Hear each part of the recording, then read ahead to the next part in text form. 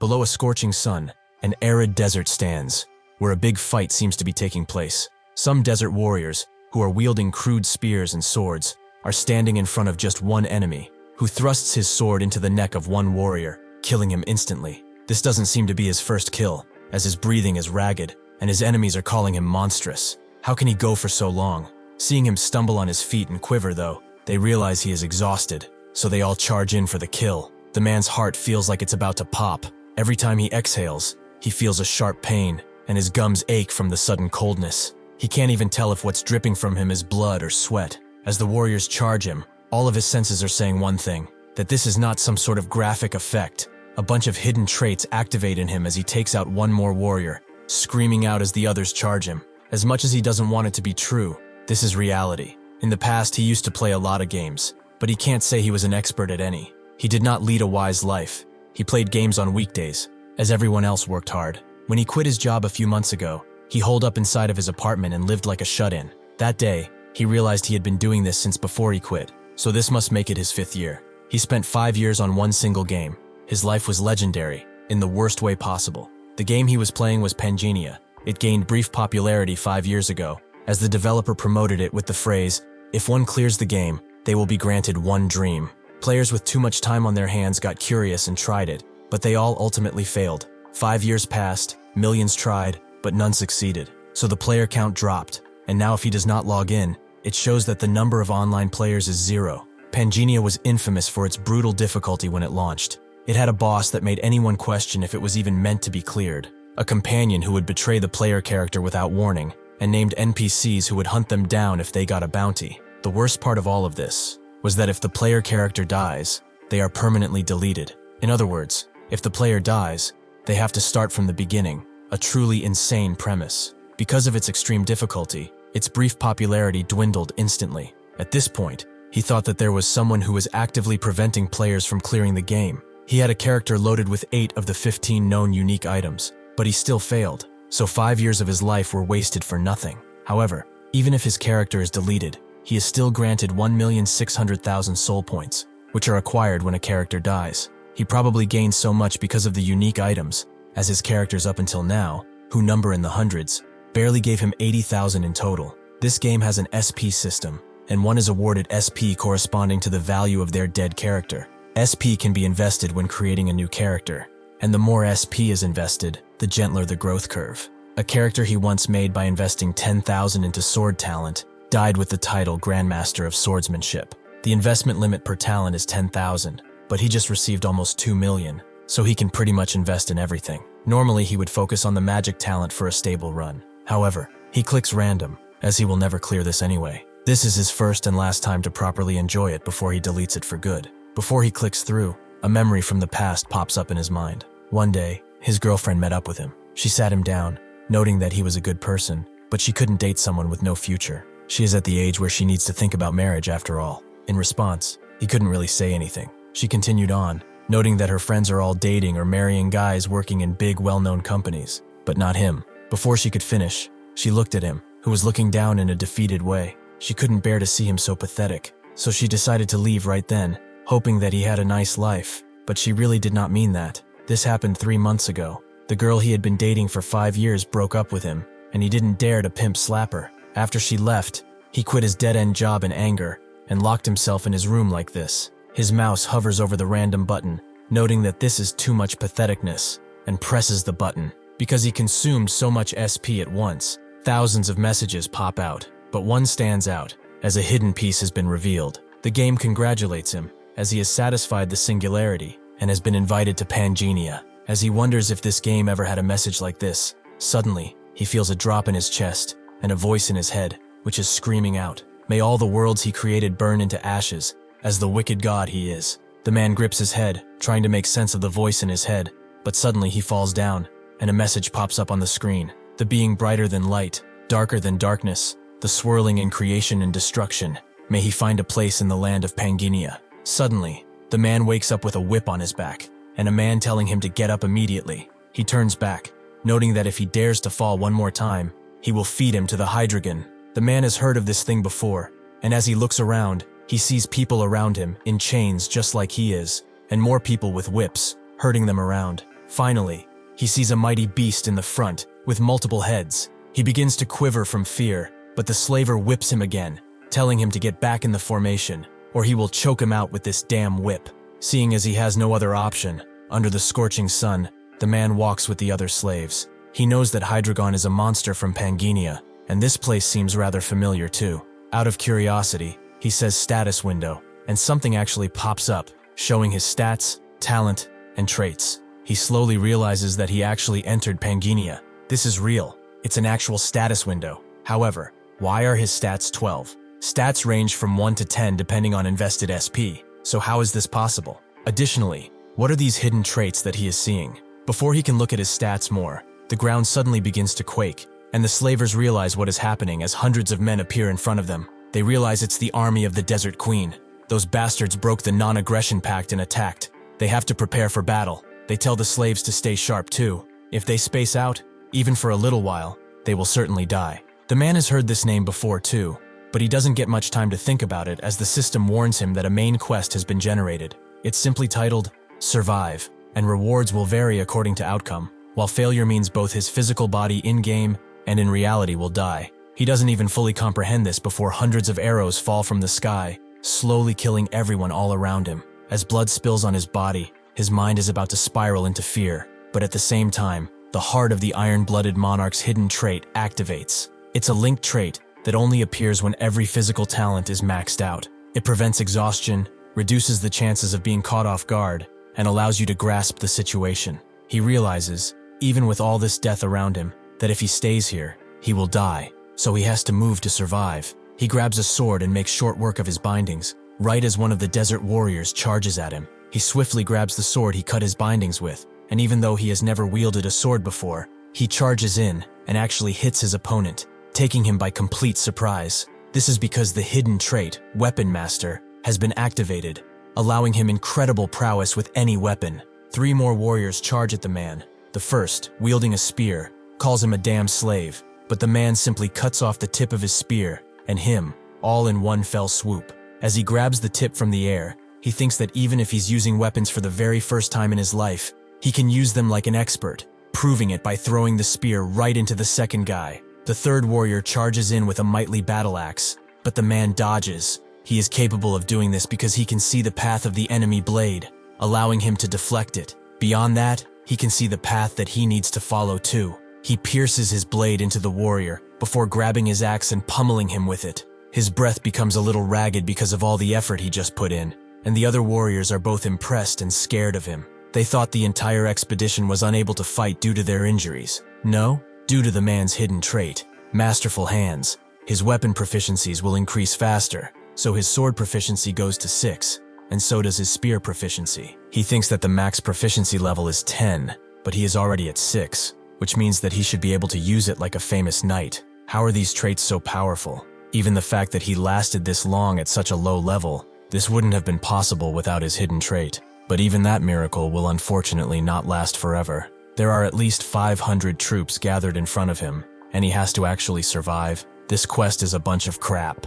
Before all of this, the leader of the desert city of Faisalmer asked the Snake Princess if the expedition to the demon world truly failed. She confirmed as such, and the leader noted that if it becomes known that their city did not participate in this expedition, the folks of the central continent will pin the blame for this failure on them. They must stop that no matter what. So she ordered the Snake Princess to go to the Kaltzman Desert and eliminate all of the stragglers of the expedition. They must erase all evidence that may prove that Faisalmer had not sent troops, and anything that may connect them to the failure of this expedition. She promised that if she performed this task well, the curse would be lifted from her. Hearing this, the Snake Princess twitched a bit and agreed. That is why she came with so many men, and why she is so determined. A warrior comes to her, making her think that they are all done, but he announces that there is still one slave who is holding on, confusing her. Around the man, hundreds of warrior bodies lay on the scorching sand. He would be extremely tired by this point, were it not for the fact that he just leveled up,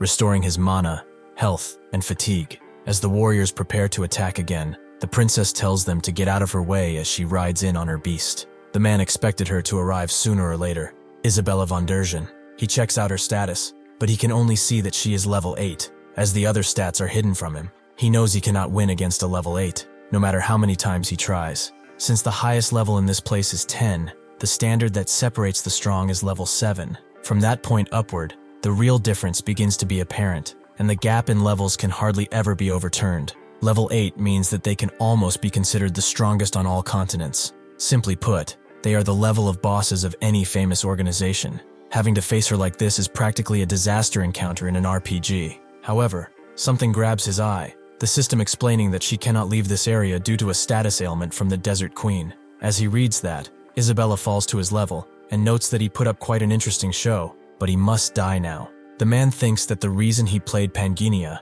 which was harshly criticized for its extreme difficulty, is that even for the hardest games, he would find a way to clear them, no matter the difficulty. He was basically a weirdo among weirdos, and if his guess is right, he can get out of here. As Isabella charges in, aiming her weapon squarely at his neck, he smiles and asks if she wishes to lift the Queen's curse. She immediately stops, her blade glowing with power. She approaches his face and looks him dead in the eyes, demanding to know who he is. The man explains that he read the stars and led people to them. He is the Star Bearer, and he can help him lift the Queen's curse, so she can leave this desert. Isabella is shocked by this and looks down, making the man think it actually worked. Star Bearer is an NPC class that a player needs to transcend the max level. The class is only available for NPCs naturally, so he is not a real Star Bearer. But to remove the status ailment of the Queen's curse, she needs the blessing of the stars from a Star Bearer. Since Isabella wants to escape from the curse, she would have to listen to him. The reason why he was certain that she'd like to escape from the Queen's curse is simple.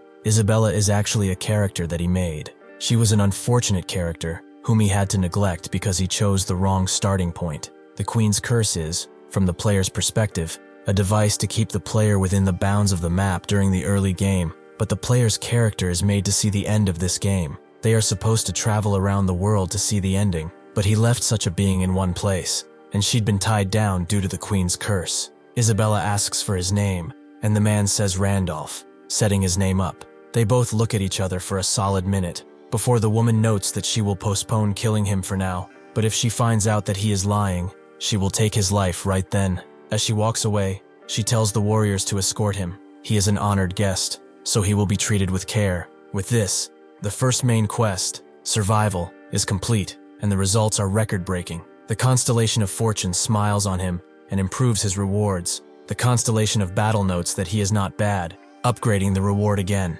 He obtains the broken piece of the Olden Scale and the Soul of Hydreigon, along with the Sword of Michaela. Randolph falls to the ground as he gets all of this, clearly exhausted, but he somehow manages to survive. That night, as he takes a bath in the castle, Randolph looks at his stats and what he got. The Soul of the Hydreigon is infamous for only dropping once ever in the entire history of the game, and a must-have item for the early game, the Sword of Michaela. Both are unexpected rewards. This broken piece of the Golden Scale is weird though, as it allows for the synchronization between reality and Pangea, and he can turn it on and off. Before he can think about it more, 3 maids burst through the door, asking if they would allow them to bathe him. Randolph notes that they can wash just the feet, knowing that this is a test. They are Isabella's chambermaids. If he showed any type of reaction to them, she would get suspicious of him. Because the Star Bearer does not react to any sexual desire, he tries to keep calm, but curiosity gets the better of him, and he looks where he really shouldn't. He immediately opens the status window to distract himself, and it does work, as he sees something else, a percentage of the breakdown of Pangea. As the breakdown draws near, the boundary between Pangea and reality shatters. When the breakdown goes over 10%, the first crack will appear. As he reads this, the system also announces that the Hall of Fame has been opened. He can leave his name in the hall depending on the points he earned, and the main quest survival quest ranking has been updated, with him at the top. Because of this, he unlocks the logout feature, but the system advises him to be careful of his character, as it will be vulnerable. His face widens as he reads all of this, confusing the chambermaids, as he thinks something like this shouldn't be possible. Gracia and I Love Mint Chocolate are 2 people he played the game with. He was wondering if they quit the game because they disappeared at one point, but they were summoned to this world like him, all along. Furthermore, this logout feature is exactly what he was looking for. He can actually leave this damned game. He tells the chambermaids to go, as it's time for him to communicate with the stars. They refuse, as the princess wanted them to treat him, but Randolph tells them that if he does not communicate with the stars, he will lose his powers. They should go and ask the princess if she wants that. He sends them away, noting that he will come to the princess after. As the doors close, he is really glad that this shabby excuse actually worked. He was scared that he would get stuck in this deadly place forever. But finally, he can get out of this stupid game. As he logs out, the system tells him that if his character dies, he will die in real life too. As he wakes up, he sees that the world is exactly as he left it, except that his city is in flames, and beasts have popped up. He looks out the window to see one right below him, which lets out a loud roar as it looks at him, its mouth twisting open. He saw this beast before. It's a monster from Pangenia. But why is it here? Out of his pocket, he drops the golden piece that he got as a reward, which seems to have come back with him. Before all of this, as Randolph went back to the real world, all that he had done got transported into his body, and he woke up in his room. He thought that he'd just fallen asleep after playing the game for too long. That surely was it. This is not some web novel on the best manhwa channel known to man, right?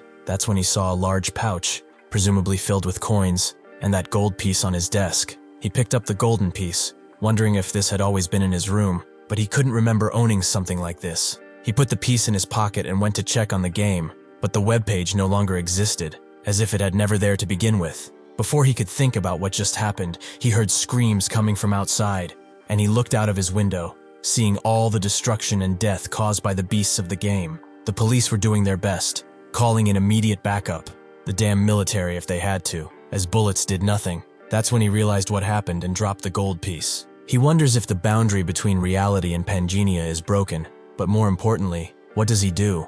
As he retreats, his hand accidentally touches the golden piece. He thinks that if monsters from the game are roaming freely in reality, then maybe the things he obtained in the game can also be used here, right? He opens the pouch, and it wasn't actually filled with coins, but with Michaela's sword and Hydreigon's soul. He picks up the soul first, wondering how he uses it. That's when he remembers what he read. More specifically, the line at the end, that it's usable in the golden scale shop.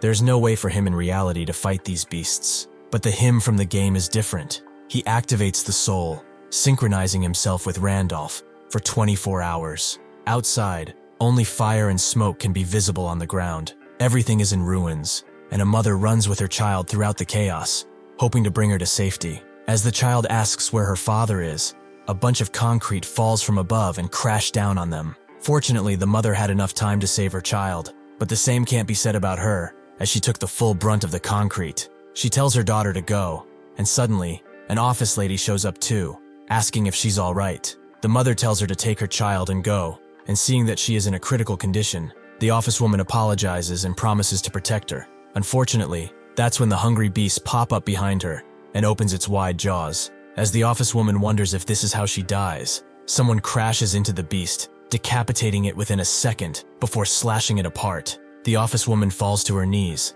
shocked that she actually survived. But who is this man? As he looks at them, she sees another coming from behind, and she warns him about it. But an entirely different beast takes care of it, making the woman even more afraid. She cannot comprehend what the being in front of her is. A dragon with 9 heads? Randolph tells her to stay still, making the woman wonder if she is dreaming or something. The child snaps from her grasp and goes to her mother, while other bystanders arrive with help. The office woman doesn't move, instead choosing to watch as the man and his beast clean out the remaining monstrosities. This event, where monsters appear, happened in the entire world, not just Korea. They immediately went after people and destroyed human civilization.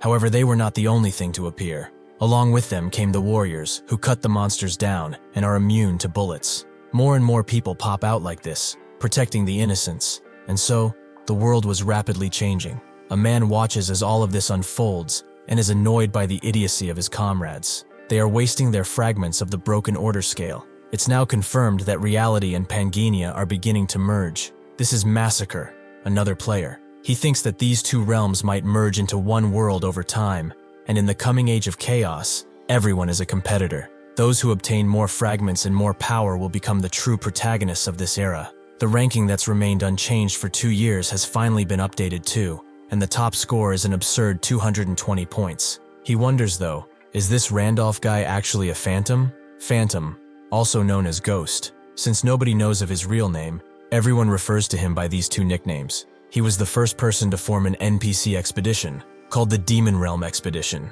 and was the only one to reach it just before the game's final clears. Even though that expedition ended in complete failure, he was undoubtedly the #1 player of Pangenia. Since the strongest character he possessed would be summoned upon death, he must have been summoned in Pangenia the moment the expedition failed. Appearance and equipment should be reset, but talents from the previous character should carry over, which is why he has such a high score. As Randolph goes back to the game, he thinks that monsters have appeared in reality, and so have summoned players. They have taken on the form of their characters in Pangea. The situation in front of him is becoming clearer. With his last character, he nearly reached the game's ending with the Demon Realm expedition. However, the hired NPC mercenaries hindered his progress, and even the friendly NPC companions betrayed them. No matter what possibilities he would have taken into account, their interference was always beyond expectation. However, what if all of those interfering variables were players summoned just like him? Players who did not wish for the ending to be reached, or players who considered him their rivals. He was targeted by people back then, and that might still be the case. If the boundary between reality and the game has officially collapsed, he cannot just hide after logging out. To secure his safety in both worlds, he must grow stronger quickly. He goes to Isabella's room, who asks if he has finished speaking with the stars, and he confirms that he has. He's come to keep his promise, with a condition. As she asks what it is, she sends her maids away. Randolph wants to go to the sanctuary, making Isabella wonder if he is insane. It seems that the second main quest is to obtain a class, and the class he wants can only be obtained there, as per the quest details.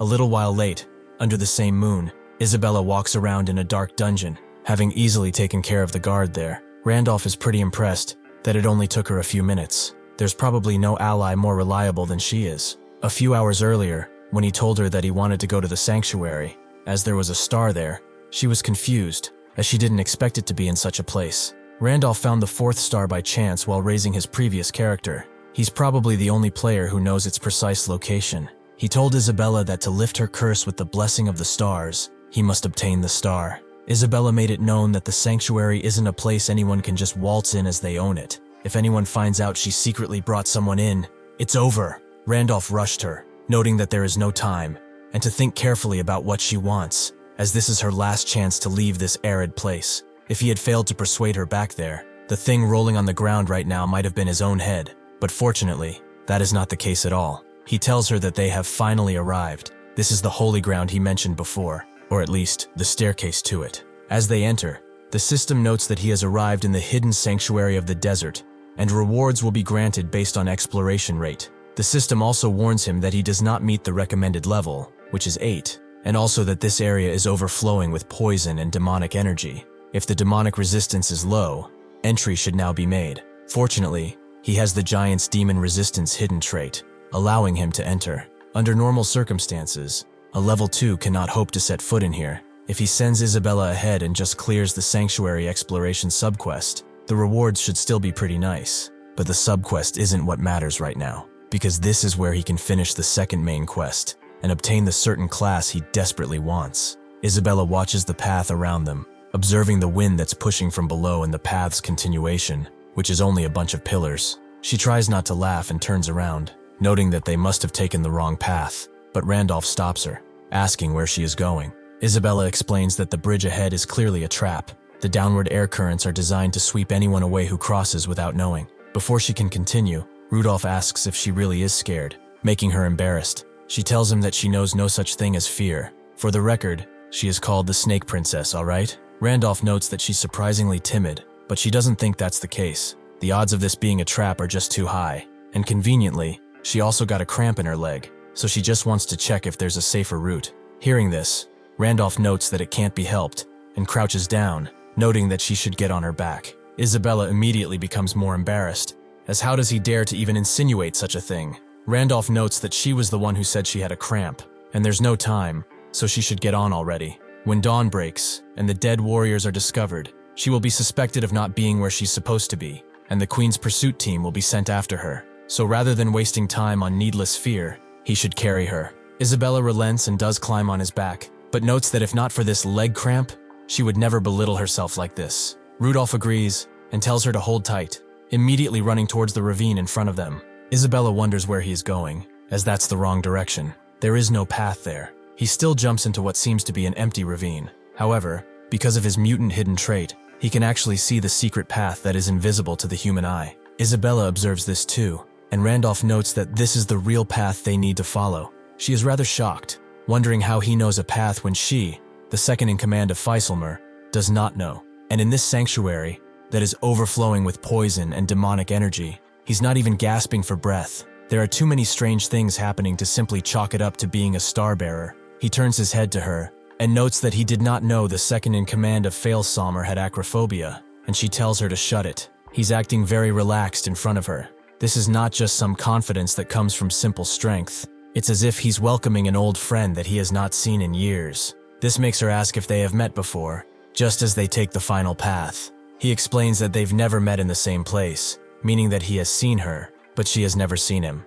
Randolph touches a hidden mechanism, which transports them to a lush green land. This is a domain barrier, a barrier cast over the entire area. Only those who follow the designated path can see what is ahead, and if his memory is correct, they will have to fight soon. Sure enough, the calm mounds of rocks that were around began to wake up and scratch into humanoid-looking beings with a giant core in the middle of their chest. This time, the Guardians are golems, and judging by the size of the rune in their chest, it's at least upper tier. At his current level, even a graze from it would mean instant death. He asks Isabella if her leg cramp is better now, and she notes that he keeps running his mouth. He should just shut it and watch. As the golems charge in, one throwing a shattering punch, Isabella just smiles as she cuts the golem's fist into hundreds of pieces, noting that this will be over soon. She uses the stone pieces as a stairway, cutting one of the golems from the waist up as the others try to hit her. Randolph is amazed to think that she's an assassination-specialized character, utterly ridiculous, even though she is a character he raised himself. Isabella takes care of the other golems too, cutting them up without much effort. With this done, Randolph is offered the Golem Maker class, meaning that it's recognizing her kill as his own. In Pangenia, summoner-type classes are rather rare, so the Golem Maker is actually a pretty good class, and in terms of class rank, it's a higher tier one. However, this is not the class he actually wants, so he declines. This is because the one who can give him that class is something else entirely. The once vibrant grass behind withers, and something malicious descends on them, as the ancient king, the master of this mountain that was buried by the nameless star, rages against them. This is the thing Randolph was waiting for, the greater god who guards the stars, the ancient king, Dramut. Randolph can feel an extreme pressure from him already, as expected of the mountain guardian of the sanctuary. Isabella hopes he didn't drag her here expecting her to deal with a literal mountain guardian, and Randolph tells her to relax. Despite how he looks, he's actually quite gentle. Just as he says that though, Dramut charges past him and right toward Isabella, who barely has any time to dodge, and Randolph looks at her with a little blush in his cheeks, clearly embarrassed that this was not the case. It's strange though, he remembers this oaf to be a friendly creature who helped guide the way. Isabella wonders how this thing looks any kind of friendly, and it even speaks, telling her that she must defeat it to prove her qualification, as she is the challenger.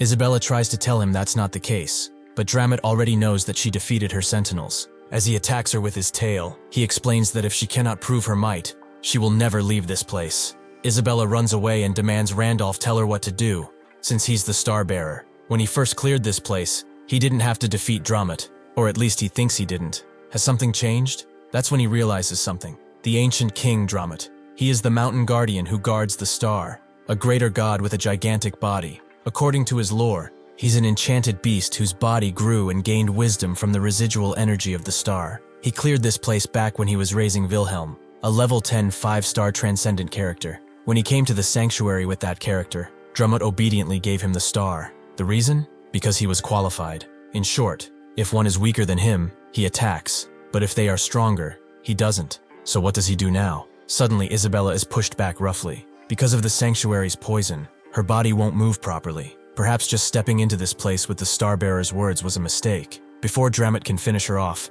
Randolph tells him to stop, and he does so, his tail creating a whirlwind around Isabella. He turns his face to Randolph and demands to know how he knows his name.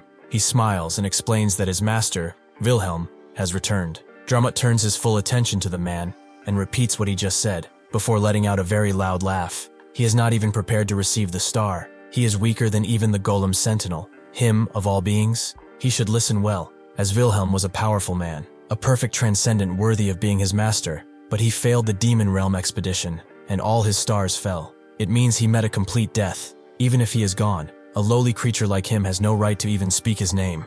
As he charges in, mouth wide to engulf Randolph, he demands that he honor the contract they made. This makes Dramut stop and demand to know how he knows about the existence of that contract. Nobody should be able to know about it. The contract states that the one who obtains the star of the mountain buried by the star learns the true name of the mountain guardian and becomes the new master of the mountain. The mountain guardian obeys the master's commands, and the contract's contents cannot be revealed to just anyone. If it is revealed, the one who breaks the contract will die from an instant curse. He only said it because he remembered the lore, and fortunately the game's rules still apply. As expected, since this is Randolph's body, the curse won't affect him. Dramit wants to know what manner of creature he is, and Randolph notes that if he's so curious, he should guide him. The star will prove him. Dramit tells him that the star does not know mercy to those without qualification. He will be lit from within if he approaches. Randolph says that perhaps it will be so, but is he afraid that the star will acknowledge him and reveal that he's his true master?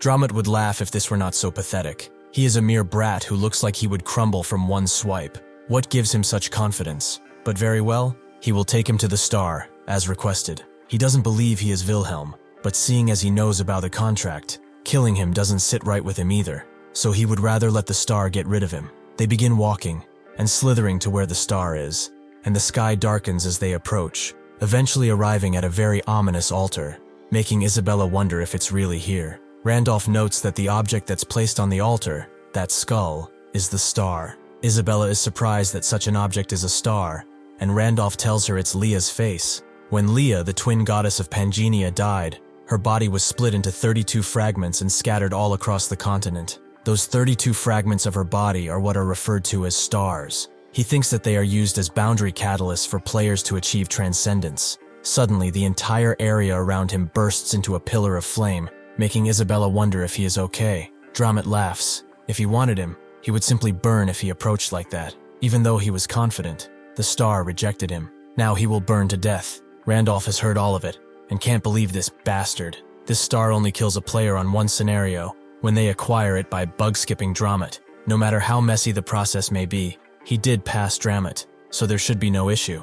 The real problem is whether he can obtain the class he wants. He never tried it himself though, he only learned of it by accident. Suddenly, a voice from beyond begins reciting all of his traits one by one, until they get to the last one, the one who faces destruction. With that, the skull shatters with a glowing power, and Randolph begins to absorb it. His mana is converted into star energy. He acquires the Star Pierce main skill, and the Blessing of the Stars sub-skill. He also has +5 to all stats, and he will gain more power as the number and types of stars he possesses will increase. Even after Transcendence, the star effect will not disappear. He has acquired the class, Star Successor. Isabella's eyes remain wide as she watches all of this, and Randolph asks her, what does she wish to do once her curse is lifted? She explains that she wants to leave the desert and find the bloodline of the Derzhan family. Randolph explains that he will bless her so she can leave the desert under one condition. He wants her to serve him for just 1 year. After that, he will grant her freedom and help her find her family's bloodline.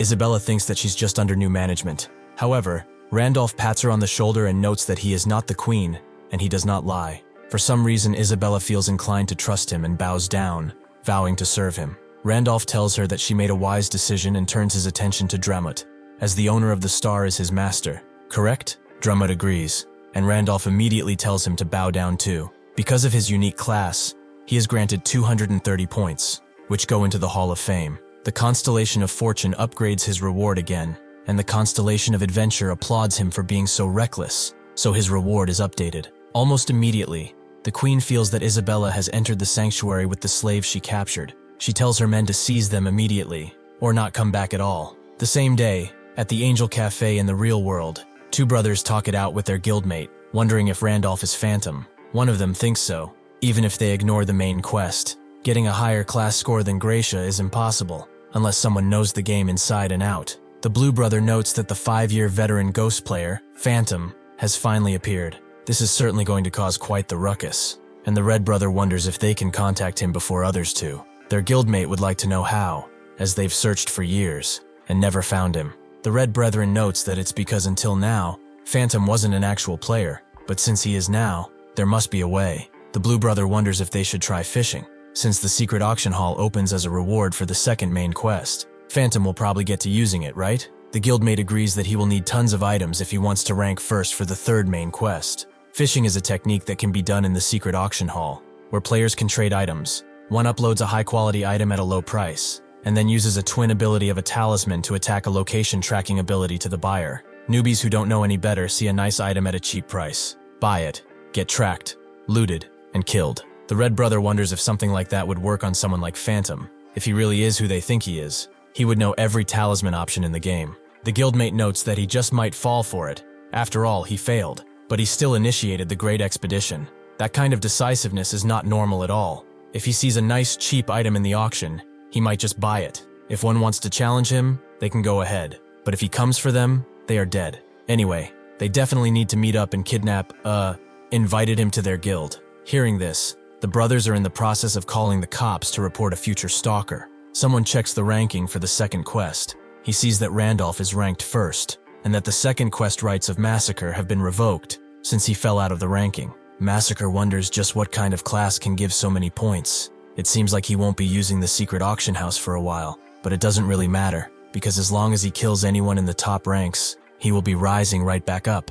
Because he is riding Dramat, Randolph easily completes the Sanctuary Exploration subquest, which seems to have never been done before. So he is granted the achievement First Conqueror of a Sanctuary. This grants him the Epic Teleportation Book, which can teleport him to a previously explored location. It has a cast time of 30 seconds and can be used once a day. This is rather convenient. Riding on a snake isn't as uncomfortable as expected, and he can escape the sanctuary and finish the exploration. That will kill 2 birds with 1 stone. He also accumulates enough experience to level up to level 3 finally. It really is slower compared to regular characters, as the more talents one has, the more experience one needs. His required experience is probably 10 times the normal amount, but his stats grow more because of it, so he can't complain. Anyway, that's not what matters right now, as the item he got as a reward from the main quest is a lot more interesting. He got 2 extremely rare items actually. One of them is the Shadow Cloak. Activating its effect turns the wearer invisible. It's basically a portable stealth skill,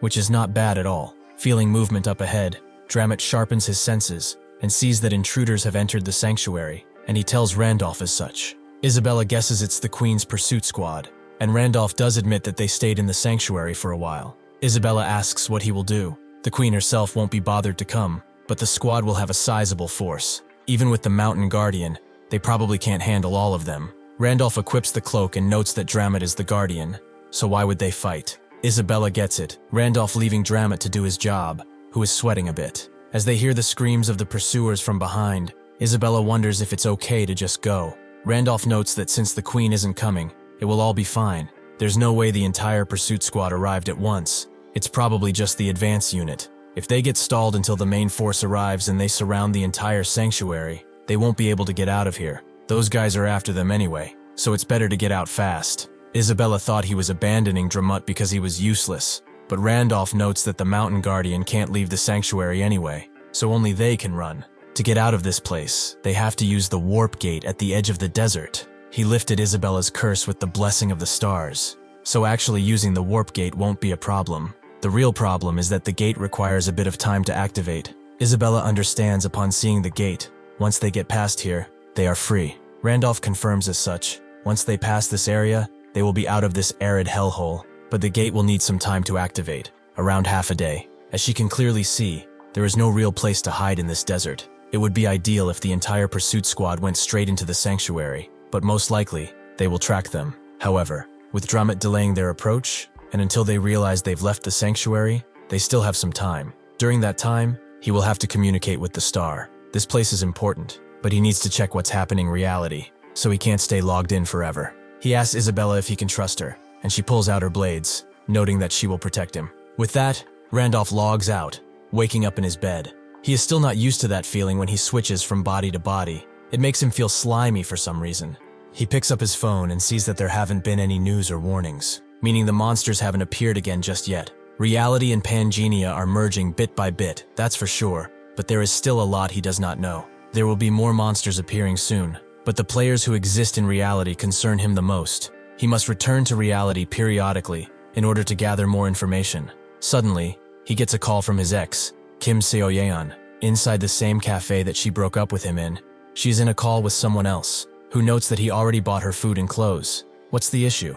Her issue is that he flirted with her, saying he was rich, and now he's acting like a brookie. The guy wants to talk in person, but she has no reason to meet him, and she's also meeting a friend today, so she closes the call. Even though Myung was pathetic, at least he listened to her. She really should have held on a little longer and not broken up with him, but it's his fault for not having any money. Suddenly, he arrives. Seo-yeon's surprised that he came earlier. Myung asks why she called him so urgently, and she notes that they should take their time to talk it over, so he should sit down. Maybe it's because it's been a while, but his entire vibe changed. Myung just tells her to speak already, as he needs to leave. She notes that some things never change. He always comes right away when she calls.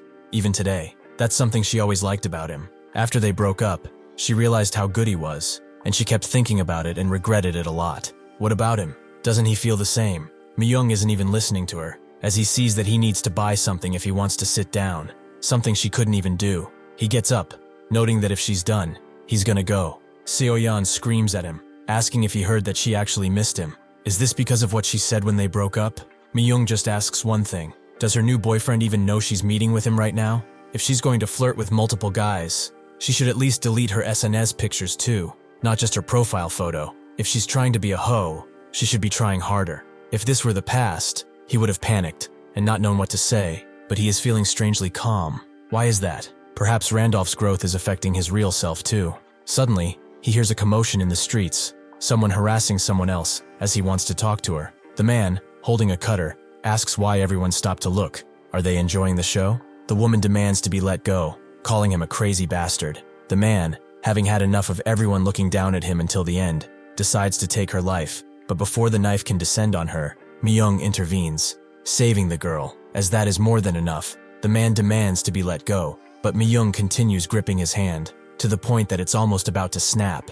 Even though he hasn't used the fragment of the golden scale, he still feels like he could easily break this guy. It wasn't an illusion. His body is definitely changing. He throws the fat bastard aside and asks the woman if she is okay. She confirms as such, and notes that she survived thanks to him. She doesn't even know how to thank him. Myung takes a closer look at her and realizes that she's the woman he rescued from before. The woman asks if there's something on her face, and Myung denies it. She just resembles someone he knew. Suddenly, the fat bastard jumps at him from behind, knife still in hand, but Myung just dodges and grabs his head before punting him into the ground. The woman is impressed. She didn't have to be scared after all. After the police come and pick up the crazy fat bastard, the policemen tell Myung that he has to follow them to the station. The woman tries to explain to them that his person was just trying to help. She's the one who reported the stalker in the first place. Even so, the policemen note that what he did was still an act of violence, so he has to come with them. The woman tries to tell them that the bastard had an actual knife, and Myung notes that he really doesn't have the time to be doing this. The policemen understand, but they can't bend regulation either. Suddenly, the woman asks if he goes as a witness and gets dragged into something. Will they take responsibility? She introduces herself as Kim Hana, a CK broadcasting reporter, instead of harassing an innocent man. Perhaps they should speak with the actual victim, unless they want this case to blow up. The cops look at each other, and hearing that more people around them know of her, finally relent, noting that only she should come with them. Hana thanks Myung again, and gives him her card. She's a dedicated reporter, covering Dimension Warriors, the people who appeared on the same day as the monsters and defeated them. People started calling them Dimension Warriors. Myung guesses she means players, but unexpectedly, almost nobody mentions Panginia directly. He guesses an interdimensional attack sounds more believable than a video game becoming real. As Hana asks for his business card, Seo-yeon comes rushing in, grabbing his hand immediately. Hana asks if this is his girlfriend, and notes that she is absolutely not. But he doesn't have a business card, so how about his phone number? She notes that he has a nice name, and tells him to text her tomorrow, as she really needs to treat him to something. Myung notes that he won't refuse, and as Seo-yeon stands there, defeated, she wonders how he could do this to her. Him, who is just a nobody loser she took pity on. As she leaves, Hana gets a call from someone calling her supreme authority of their broadcast station. She demands he not call her that, and he explains that he called because the deputy director went on a business trip and left her an assignment, an interview with Grancia. Hana is surprised. Isn't that the person who is treated like a saint who saved America? Why would she handle such a big shot? The assistant doesn't really know. The superhero herself said she wanted to see her specifically, and is coming to Korea as they speak. Inside of the game world, hundreds of bodies are laid across the desert, and Isabella breathes deeply, clearly winded because of all the fighting. One of the soldiers tells her that the queen herself commanded her to return. If she hands over that slave behind her, they can act as if this hadn't even happened. In response, Isabella grips her blade tighter, and the soldiers all charge her, knowing that she cannot stand for much longer. Suddenly, though, the warp point activates, and the first trip to the starting point is free. Randolph grabs Isabella and notes that she holds on well. She asks if he finished speaking with those needy stars, and he confirms as such. The The soldier captain tells them to stop standing around and execute the traitors. Randolph puts his hand forward, noting that she kept his promise, and so, he will keep his as well. He closes his hand as he uses the Star Pierce skill, consuming all the star energy to unleash a powerful strike so bright that nobody can hope to stand against it. Isabella is surprised to see the power of a star bearer, and Randolph notes that it's not too late. If she wishes to return, he won't stop her. Isabella refuses and smiles, as she will stay with him. With this, the curse put on her is nullified, and they warp to the central continent. Arcana, the Golden City. This is a city where materialism has reached its peak. Without wealth equivalent to a high-ranking noble, the deeper districts are dangerous. Isabella notes that this is all quite extravagant, and Randolph notes that it's the Golden City after all. Everything here can be resolved with enough money, but first, they must gather some funds. Isabella tells him to not worry about gold, as she brought 300 gold coins with her. Randolph notes that this is nowhere near enough. That will do for a one night of lodging, probably. She's shocked, as in the desert, 300 gold coins could buy 10 slaves. That's 10 times the price of a cleric. Randolph laughs and notes that the prices here are much different from those in the Kaltzman Desert. However, she shouldn't worry too much, as there's money lying around all over the place. She asks what he could be talking about, and Randolph points to a casino, making her stare in awe. She shouldn't worry about their chances of winning either, as he is rather lucky, because of his blessing of gold trait. The Golden City, Arcana, is also known as the City of Pleasures. In Pangenia, every lower city operates as an independent monarchy, and here, in this City of Pleasure, there is only one law: money is king. The place where all of the city's wealth gathers is the Hudson Casino, one of the most reputable and rich casinos in the entire continent. The guard in front of the casino stops Randolph and Isabella, noting that anyone without the 10,000 deposit may not enter. Isabella is surprised and whispers to Randolph, wondering why he didn't tell her there was a deposit, as she only has 100 gold left after washing up and buying clothes. Randolph notes that it doesn't matter since they didn't have enough money in the first place, and the clothes were necessary. The guard tells them that if they lack the deposit, they should leave, as they are disturbing the other customers who are waiting in line. Randolph tells him that he doesn't have a deposit, but he would like to leave this as collateral instead. It should be more than enough, right? This is the Fairy Queen's tear, which allows an item of equipment to break past its limit. Even if the unbound equipment is destroyed, the tear will still stand. Immediately, the guard treats them both as a VIP, and Isabella asks what that item was as they go inside. Randolph tells her it's basically a talisman. It was one of the rewards he got when he visited the sanctuary, and it's worth at least 1 million gold. Isabella asks if it's okay to leave something like that with them, but Randolph tells her not to worry. Once he wins money, he can buy that thing back, and then some. He's not here just to gamble after all. One of the first games Randolph goes to is the roulette, and the dealer simply cannot believe him. Who is he? Perhaps the god of gambling, who has descended to Earth. He started with only 1,000 gold, and he already surpassed 1 million. Randolph expected this because of the blessing of gold. When money is on the line, there is no better trait to have.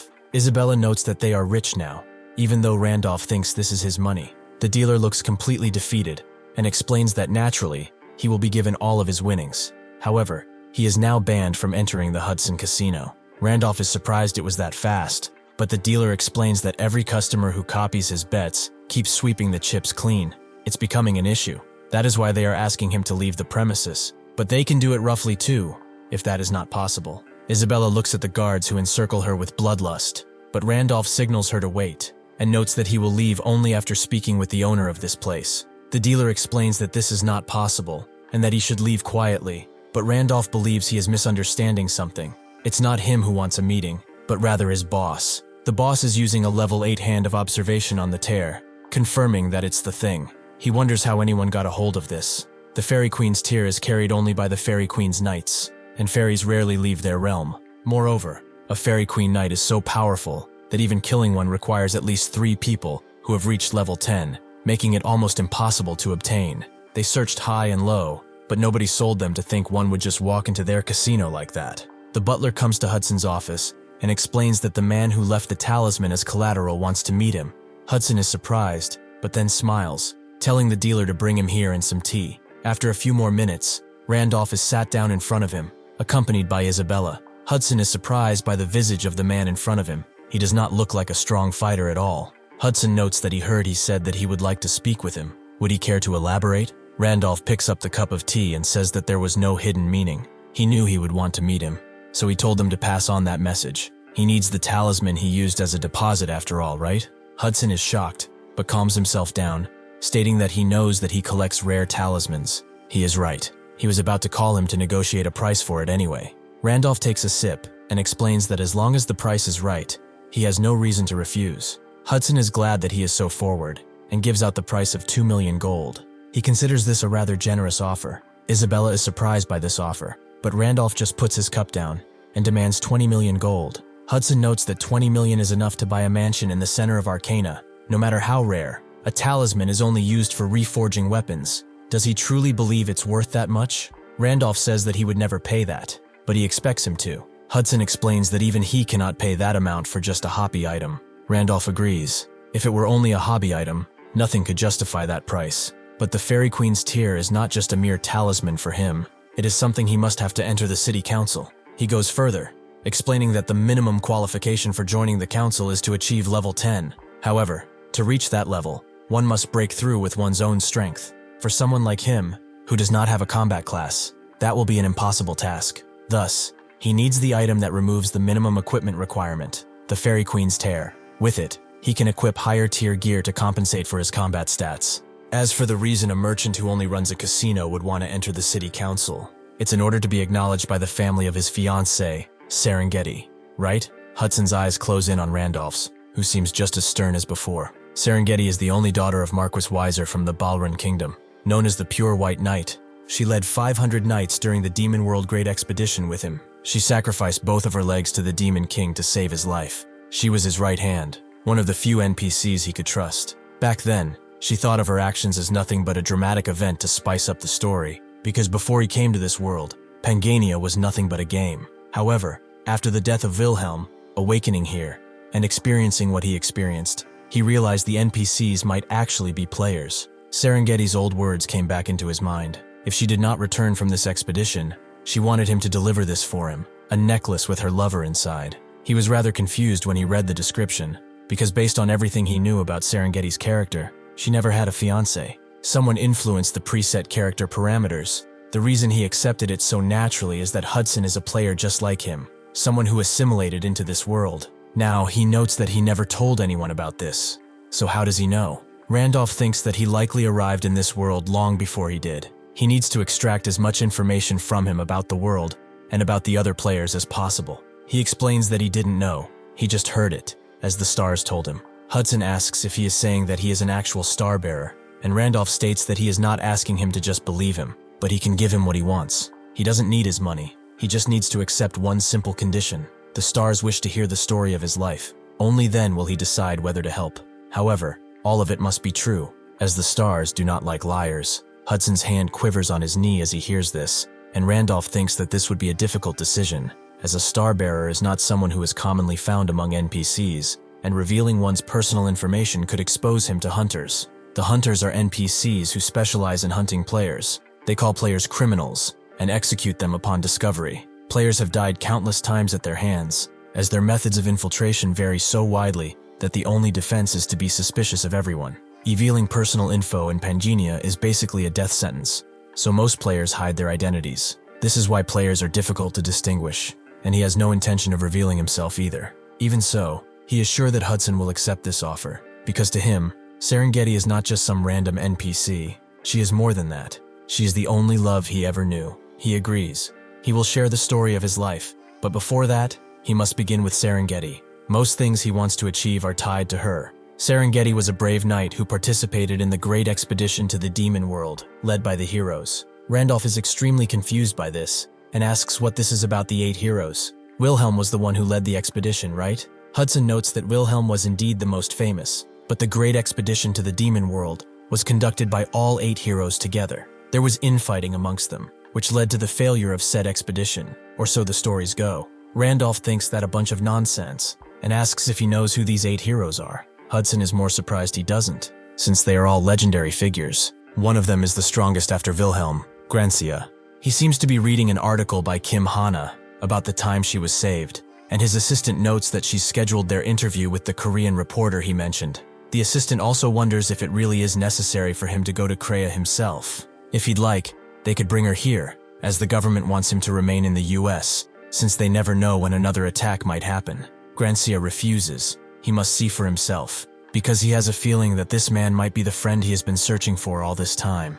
In the real world, Myung looks at his piece of steak like it's his last meal, and Hana asks if it doesn't suit his taste. He says it's not that. Something happened yesterday, so he's tired. He did tell Hudson to talk about his life, and he actually stayed up all night crying and rambling, but he did get some information about those guys called the 8 Heroes. In the end, he stayed up all night while logged in yesterday. He asks Hana if this place is not expensive. He doesn't know if it's okay for him to eat for free like this. Hana notes that he got rid of her stalker, but even this is not enough. Myung notes it's just something anyone would have done, but she doesn't believe that. It's someone only as brave as he could be. She peeks over him, as that woman in the back. Isn't she the person who was with him back then? She keeps glancing over toward their direction. Myung thinks she's trying to make this a coincidence, and the guy she's with looks like the man who was on her social media, the one he mentioned before. Was his name Young Jinwoo or something? Hana notes that if it's making him uncomfortable, they can move to another table, but Myung says it's fine. She doesn't have to worry about her, as they don't have that kind of relationship.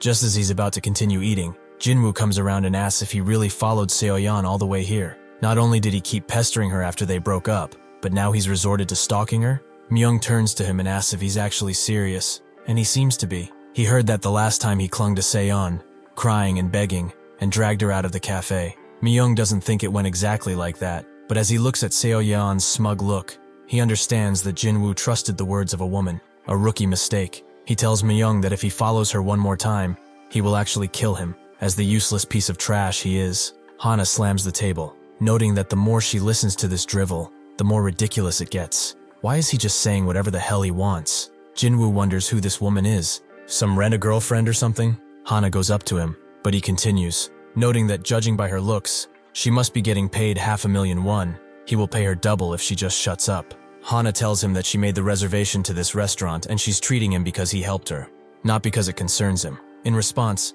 Jinwoo pulls out a stack of cash and wonders if it's not enough. Was it 1, perhaps 2 million won? Since she can pick up the money by herself, can she go somewhere else? In response, Hana slaps the shit out of him and calls him a bastard. Jinwoo is really angry now and notes that she hit him first. Equal rights means equal fights. Just as he's about to hit her though, Myung just trips him and notes that he doesn't look innocent either. Jinwoo turns around in anger, but Myung presses his head down, putting him to the ground. Seoyeon screams at Jinwoo as he's embarrassing her, and Myung tells him that they should go outside and finish this. He doesn't want to get beaten up in front of everyone, right? Jinwoo's ego gets to him, as he cannot let a nobody beat him up in front of his woman, so he activates a golden shard, which blinds Myung temporarily, as Jinwoo transforms into his in-game avatar. Immediately, he slams Myung into the ground. He really didn't expect him to be a player, but why is he acting like nothing happened? He definitely saw him to transform, so what happened? Did he put him down gently? The hidden trait, Great Sage, activates, and Jinwoo notes that he let his guard down for 1 second, and he thought he was something. Myung can see that he's level 4 and a spearman. Panginia's level system ranges from 1 to 10.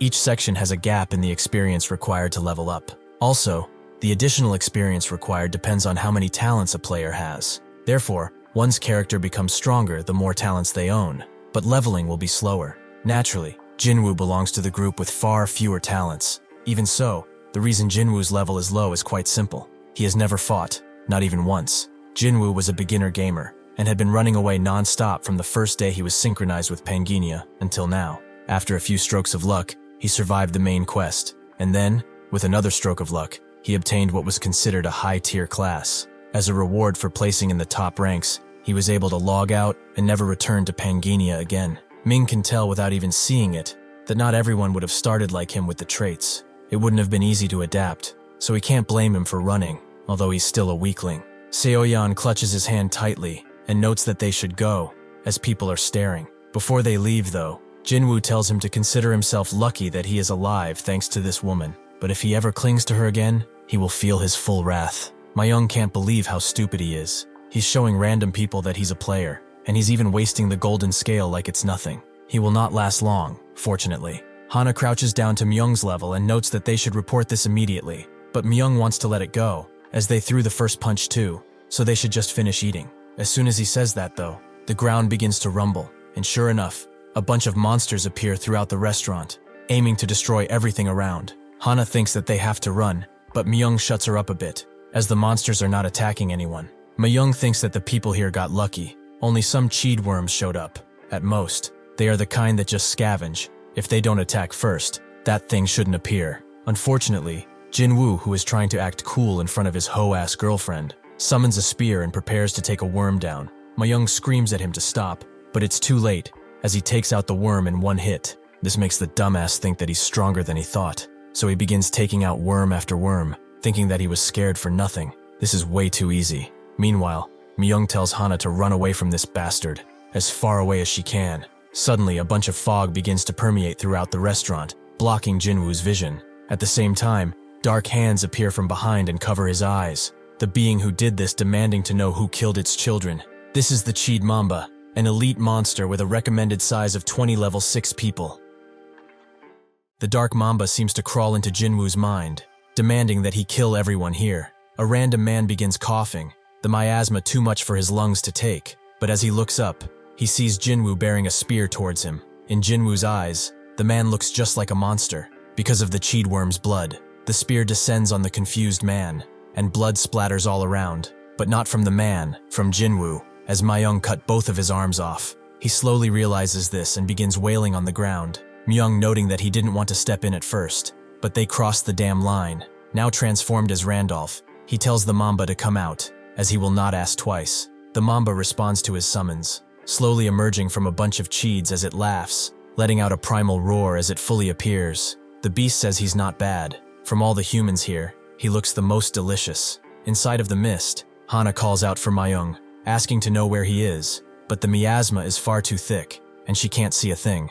Myung continues to fight the mamba, thinking that thanks to the fog blocking everyone's vision, he was able to transform, but just because he did so, doesn't mean it's an opponent that he can handle with ease. If he didn't know its attack patterns, he'd become a flesh glob from the beginning. The mamba finds him strange. His physical abilities are clearly not that outstanding, so how is he dodging all of its attacks? He is moving like he knows where it will attack. Myung rushes in, blade at the ready, but the mamba finds his struggle useless and not worth even attempting. Myung jumps high in the air as a bunch of cheeds pop up, knowing that he has to dodge the next pattern, which is the blood splatter. He grabs a nearby table and shields himself, because if that touches him, he will be inflicted with a status ailment. After the attack is finished, the table is broken by a tentacle, which he barely has enough time to dodge. As he huffs from exhaustion, the mamba admits that he didn't think he would dodge that. He has an astonishing evasion ability. However, at the end of the day, if his attacks cannot reach him, what is his dodging going to do?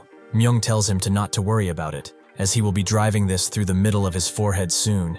He equips Hermes' shoes, the Fairy Queen's tier allowing him to actually wear them without much stat difference. He also equips Michaela's armor and Michaela's helmet, almost a full set of armor, at almost full stats. He thinks it's a good thing he bought this in advance at the secret auction, and apologizes to Hudson. He was going to avoid using the Fairy Queen's tear unless he absolutely had to, and that time is now. Hermes' shoes give him 3 agility, and the swiftness ability, allowing him to dash with extreme speed toward the mamba. He reacts, sending a tentacle towards Myung, but he steps aside, and then charges once again, like he's never been stopped in the first place. He moves so fast that he ends up right behind the mamba, causing the beast to protrude a bunch of sharp projectiles that fly off from his body at high speeds. Even so, Myung strikes all of them away, his focus entirely on the battle, but the mamba uses one of its tentacles to take him by surprise, smashing him so hard that he is sent flying. However, thanks to Michaela's set option, he can grow out a pair of wings, stopping his descent. The mamba is becoming annoyed with his many options, and decides to spew out a bunch of darker blood, clearly something he cannot be hit by. Myung recognizes this as his final pattern. If he can endure this, then he can win. He flies as fast as he can, but the torrent of blood eventually catches up to him and begins to engulf his very being. Suddenly, though, that torrent of blood begins to spurt out, using the celestial dragonborn and swiftness to create a synergy.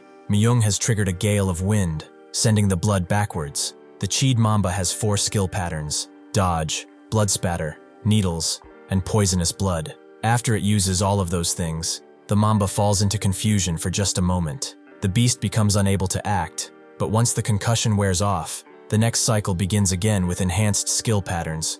Myung charges in, even if tired, knowing that this is his only chance to win, and the Mamba tells him to wait, but he drives his blade into his head without a thought of stopping, killing the beast at that very moment. With the elimination of the Cheed Mamba, Myung gains 100% contribution. The darkness recedes for now, and he obtains the lucky dice. Hana looks around, thinking that it's over. But what the hell happened for it to be over? Just then, her eyes lock on the man who did all of this. Even if he is wearing armor and has just put on a white cloak, she recognizes him as the man from back then. She brings attention to herself, asking if he remembers her. Myung looks in her direction, glad to see her safe, and activates the invisibility cloak, making him seemingly phase out of reality, just as Hana tells him to wait a moment. Seeing him disappear, and the monster that is beginning to dissipate into a dark cloud, she knows that he is really gone. A few short moments after this encounter, Myung appears behind her, glad to finally have found her after getting separated in all that chaos. He asks if she's hurt anywhere,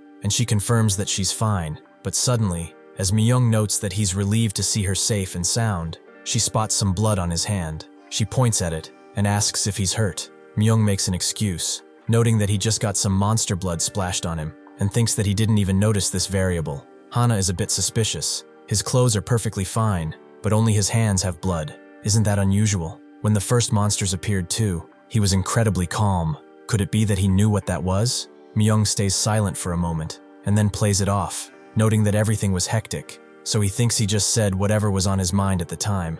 Hana calls him a liar immediately, as he was totally composed, but with the straightest face known to man.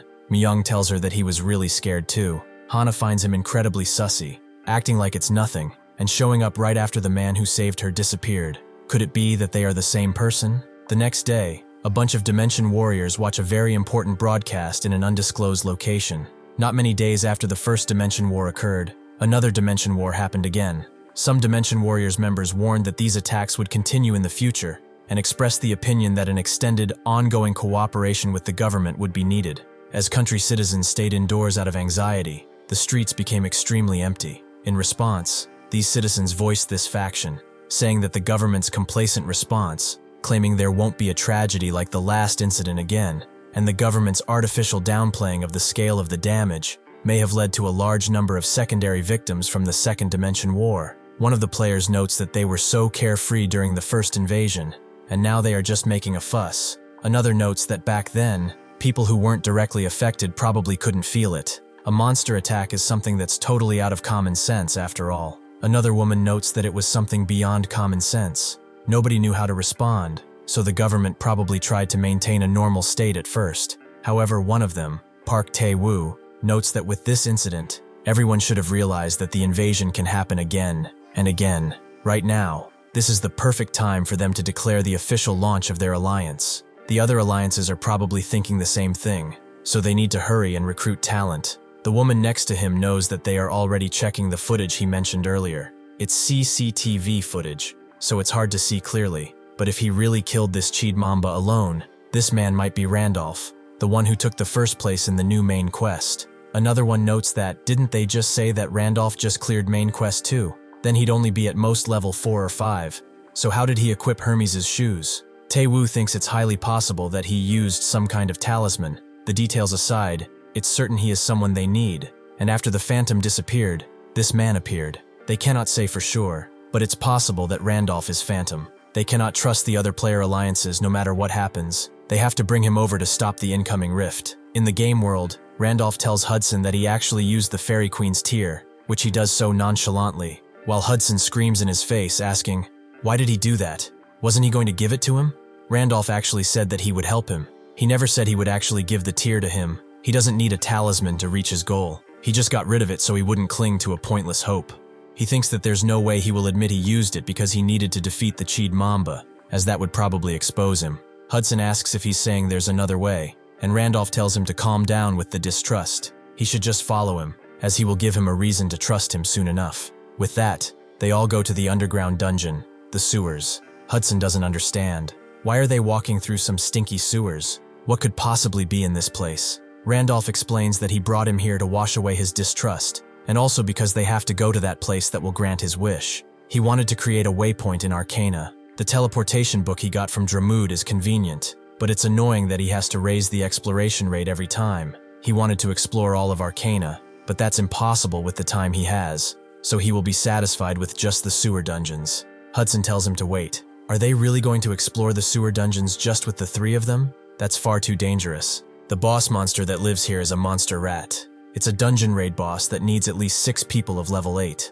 As said, the rat appears. Randolph just looks behind him and notes that he knows. This is the mutant monster rat, a threatening raid boss who, immediately upon seeing them, springs into action, launching itself again and again, becoming just a beam of green light. Hudson is extremely afraid. The monster rat is a monster that attacks using its speed as a weapon.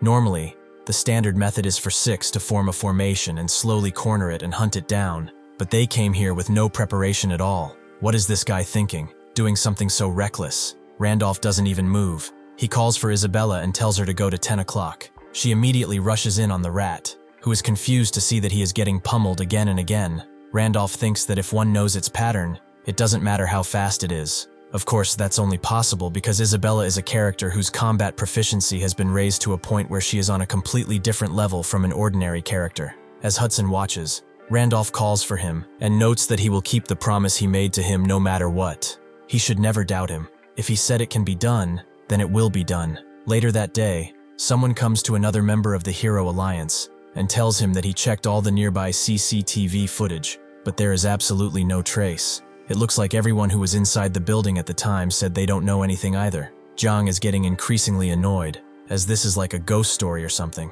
His subordinate asks if they should go and meet with Jin Woo again, but he denies it as such. He looked like he'd completely lost it. He went insane from the shock of having both of his arms cut off. So going back again would just be a waste of time for both of them. The subordinate wonders about Kim Hana then. Didn't it seem like she knew something? Jiang asks if they should just go and storm the broadcasting station she works at, but that's not what the subordinate meant. Wouldn't it be better to just wait for her outside? Jiang tells him that he does not want to mess with her, as it will turn into a huge headache. The subordinate wonders if she has some backing or something, so Jiang tells him that Gracia is protecting Kim Hana, and because of that, all the players in Korea are in an uproar. He even heard that the person is doing a direct one-on-one interview with Kim Hana. Sure enough, they eventually meet Gracia, introducing themselves. Hana noting that's an honor to finally meet him.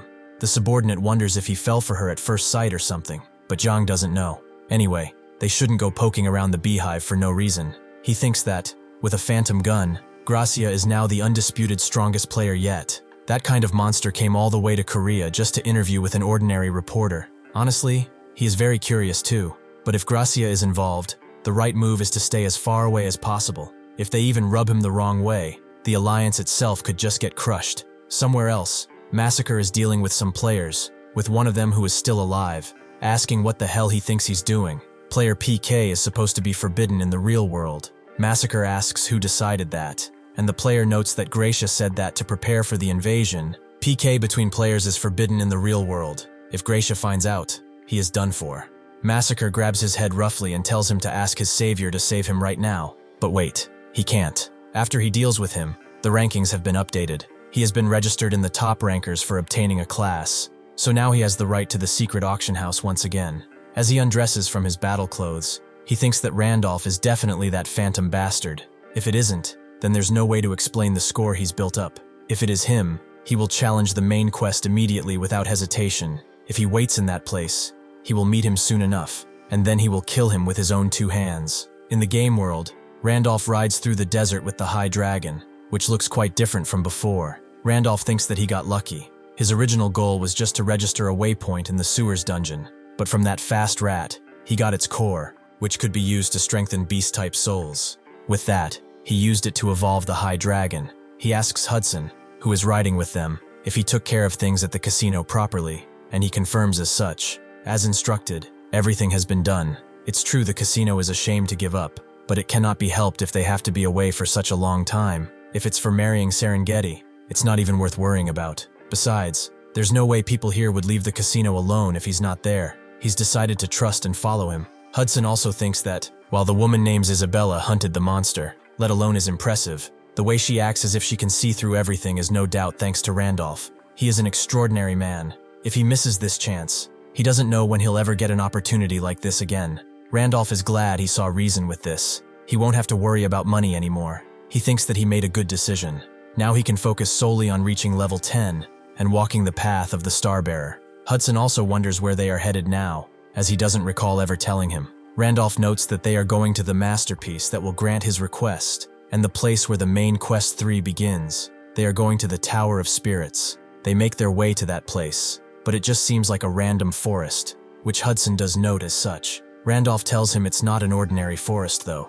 This is the entrance to the Tower of Spirits, the vast rock forest where the spirit tree grows. He thinks that a spirit tree is a tree where spirits are born. A tree where spirits are born temporarily has the power to open a path to the spirit realm, and entering that path at dusk is the only way one can head towards the Tower of Spirits. However, the tree in front of him has already been dead for a long time. Not just this tree, but the entire forest is dying. It's been quite a long time since a new spirit was born in this forest. It is not a good method that he's about to do, but they have no choice. Hudson asks what he is trying to do, and Randolph suddenly charges in, cutting that tree in half. It fell to the ground roughly. Hudson wonders if it's really okay to cut something down like that, as that tree should be sacred or something. But as he says that, a strike as fast as lightning is thrown towards him, threatening to take his life. Though Isabella covers for him, although it causes her hand to bleed quite a bit. The man who shot this blast did not expect her to actually block it. For a human woman, she is quite something. This is the High Dryad, the master of Bass Rock Forest, a level 9 character. The Dryad notes that he thought they were just wandering travelers who had gotten lost, so he was going to show them mercy and let them pass through, but they dare to cut down the spirit tree. It seems that humanity has lost its fear of things outside of its comprehension, huh? They are surrounded by forest guardian Dryads, which are all level 7. Isabella looks at them and thinks that there are at least 50. If that many rush them all at once, they have no choice. In the worst case scenario, she has to make sure the Starbearer escapes. Randolph calmly walks toward them and notes that they shouldn't take their anger out on the wrong person, when he was the one who cut the tree down. If he hadn't done this, he wouldn't have shown himself until the very end, right? The High Dryad thinks that he is insane, but Randolph tells him to calm down, as he wants to talk with him. The High Dryad refuses and prepares to throw another arrow in his direction, but Randolph asks if he is just going to stand by as the forest dies, making his hand quiver. Randolph explains that he will bring this dying forest back to life. He doesn't see a single spirit in this forest that could breathe new life into it. If no new spirit is born like this, he should know better than anyone that the entire forest will die soon enough. If he opens the gate to the Tower of Spirits, then he will give this forest a spirit. The High Dryad calls this a bluff. Even if they open the gate, the Tower of Spirits is a place only the chosen can enter. Is he saying a mere wretch like him can enter their sacred tower? Randolph thinks that it's impossible to enter the Tower of Spirits in the first place. One needs the relevant talent and to complete countless quests. After waiting for several strokes of coincidence to line up, only then can one break through the atrocious odds and enter.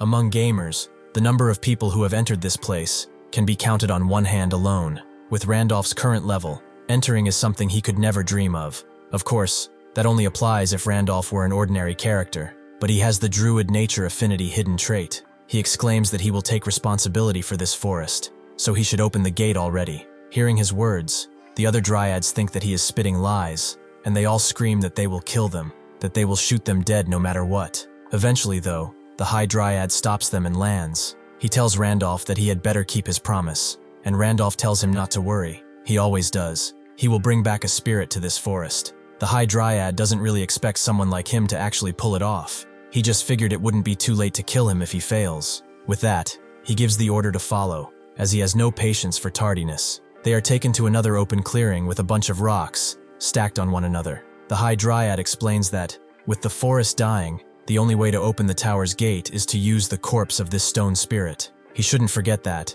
If he fails, he will become nourishment for the forest immediately. Randolph asks what if he succeeds, so the High Dryad promises him a worthy reward, worthy of it. Thus, Randolph is granted the return of the spirit to the forest's sub-quest, where he will gain the Friend of the Dryad achievement, and the forest's gratitude if he succeeds. With that, the High Dryad opens the portal, which immediately blesses the entire forest with a divine light, and they are all entered immediately. Hudson is amazed as he looks around at the awestruck scenery, and asks Randolph if they have entered the Tower of Spirits. Randolph denies it. This is the inside of the portal meant to enter the tower. To enter the tower, they have to receive permission first from that thing. Hudson notes that it's kind of cute, and the spirit approaches Randolph immediately, seeing that he has a druid's aura, so he will be granted permission to climb the tower. It asks if the ones behind him are his friends, and if they are ones he could entrust his life to. Randolph agrees to both things, and the spirit says that's good. He will allow them to enter the tower as well.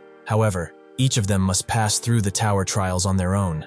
As they all begin to disappear, Isabella knows that she will be right back, and Hudson screams out, very confused, that his body is disappearing. The spirit tells them not to worry. Time in reality and time in the tower flow differently, so they should climb earnestly. He wishes them luck with this. Randolph is granted the third main quest to climb the tower. Contents of their trial. Randolph is sent to a rather ominous-looking door, thinking that it's been a while since he's been to this tower. However, he has never heard of a trial like this. To enter the Tower of Spirits, one must pass through a trial. A trial takes on different forms depending on the climber's elemental affinity. When he created Isabella, the elemental affinity he chose was wind, meaning for Isabella it should be the trial of wind, and for Hudson, it should be the trial of water. Each trial that forms will be delivered, best suited to its climber. But this is a trial of an element he has never seen before. Is it because, when Randolph was created, he had an affinity for every element? Suddenly, the door in front of him opens up and finds him amazing.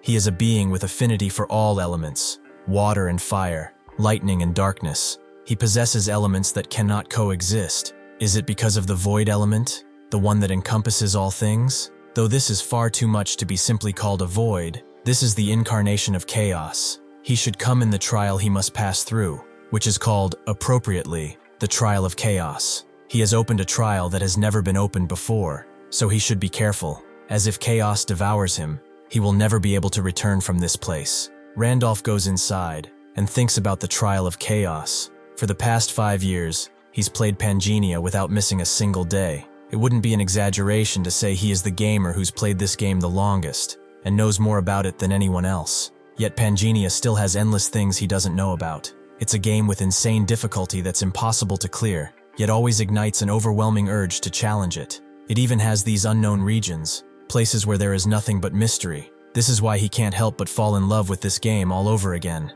That door said the trial of chaos has been opened for the first time, so it means that he will be the first to clear this place too. As he draws his sword, the figure that stands in front of him looks behind, and he sees that it's actually Wilhelm. Why is the character he raised showing up in a trial? Before he can wonder more, Wilhelm charges in with a mighty blast, immediately going for his neck, giving Randolph barely any time to dodge. If he puts aside why Windhelm has appeared as the trial, why is he really supposed to fight the guy who used to be rank 1 and win? He manages to strike him, but he only strikes his cloak, and the sword Windhelm threw falls down, allowing him to pick it up and smash it into Randolph, who thinks that this is truly the most insane game ever made, because he equips Michaela's armor and Hermes' shoes. The sword couldn't completely cut through his arm, but this also means that Wilhelm's attack power isn't far off from his defense. He does look like Wilhelm, but his stats are probably closer to his. If only the appearance is copied, then he has no reason to be scared. He activates Gale, sending Wilhelm flying, but even as he smashes into the wall, he still looks sternly at Randolph. He charges in, but Windhelm simply kicks him in the face as he dodges the strike, and then looks on with a scornful look, asking if he came here to reclaim his past glory. Before he can answer, Wilhelm charges in with his blade, asking if that is even possible for someone like him. However, Randolph grabs him by the head and asks who he is to talk like this to him, and cut his head off. He throws it to the ground and gets an HP potion drink. He recovers fully. It's a good thing he stocked up on potions with money from Hudson's casino, as more and more fragments of Wilhelm appear. If he hadn't bought them, he would have seriously been in trouble here. In Korea, Kim Hana concludes the interview with Gracia, noting that it must have been tiring coming all of this way, so they shouldn't linger. He says it wasn't a problem. Now that the interview is over, he has an off-the-record personal question for her. It's a rather simple question that Man mentioned in the article she wrote before. He wants to know everything about that man, without missing a single detail about it. Randolph continues fighting the fake Wilhelms, creating a valley of death around him, but he is getting extremely tired. He doesn't even know how much time has passed. He fought at least 100 of them. He is getting pretty worn out. The one saving grace is that they are not being summoned anymore, and since he can't see any path upward, this is probably the top floor. This was his last potion too, so it would be nice if a clear message appeared right about now. Suddenly though, the Wilhelms begin to dissipate into a dark mist, and they are transformed into malevolent spirits. They ask if they wonder why chaos didn't work on him. He is a human, right? Not even a druid. They like him to think he'd make it all the way here. Randolph recognizes them as spirits of chaos. They've shown themselves. Does that mean he has cleared the tower? Upon hearing this, the spirits laughed maniacally. They find his question ridiculous. He thought someone like him could ever clear this tower. The trial hasn't even begun. Gone beyond that barrier is where it truly starts. He is already in tatters just from getting this far. He really thinks he can clear something like this. That thing was never meant to be a trial. Beyond it, hundreds or thousands of chaos illusions he's been fighting are waiting for him to take his life. He should give up now. They will never clear this tower. Suddenly, though, they see Randolph walking forward, and they freak out, demanding to know where he is going. Does he truly want to die? If he gives up here, he will make a special offer and form a contract with him. No, they will give him power, the location of a unique piece of equipment, or perhaps even a high-tier skill of a chaos type. Randolph does not listen to them. The Tower of Spirits sets a clear reward depending on which trial one enters. Clear the trial of fire, and one receives the fire spirit egg. Clear the trial of wind, and one receives the wind spirit egg. By hatching the egg, one can form a contract with a spirit of that attribute. The trial he entered was the trial of chaos, the first one ever opened in Pangea. He thought the clear reward would be a chaos spirit egg. It only seemed natural. Spirit eggs are rare to begin with, and this would be the first one ever obtained. So a chaos spirit egg should be a top-tier reward. However, before he even cleared the tower, these spirits are already desperately clinging to make a contract with him. If that is the case, then beyond this door in front of him, there should be a reward even better than a chaos spirit egg. The spirits continue shouting at him, berating him, calling him a fool for not accepting. Randolph notes that they clearly said there were tons of figments on the other side, and the spirits agree. Does he truly plan to fight thousands of those illusions all at once? Randolph guesses it will definitely be hard, especially since he's used up all of his potions fighting the ones in here. However, thanks to that, he's also memorized their patterns to the point that it became rather dull. Now he does not need potions or any kind of power-up.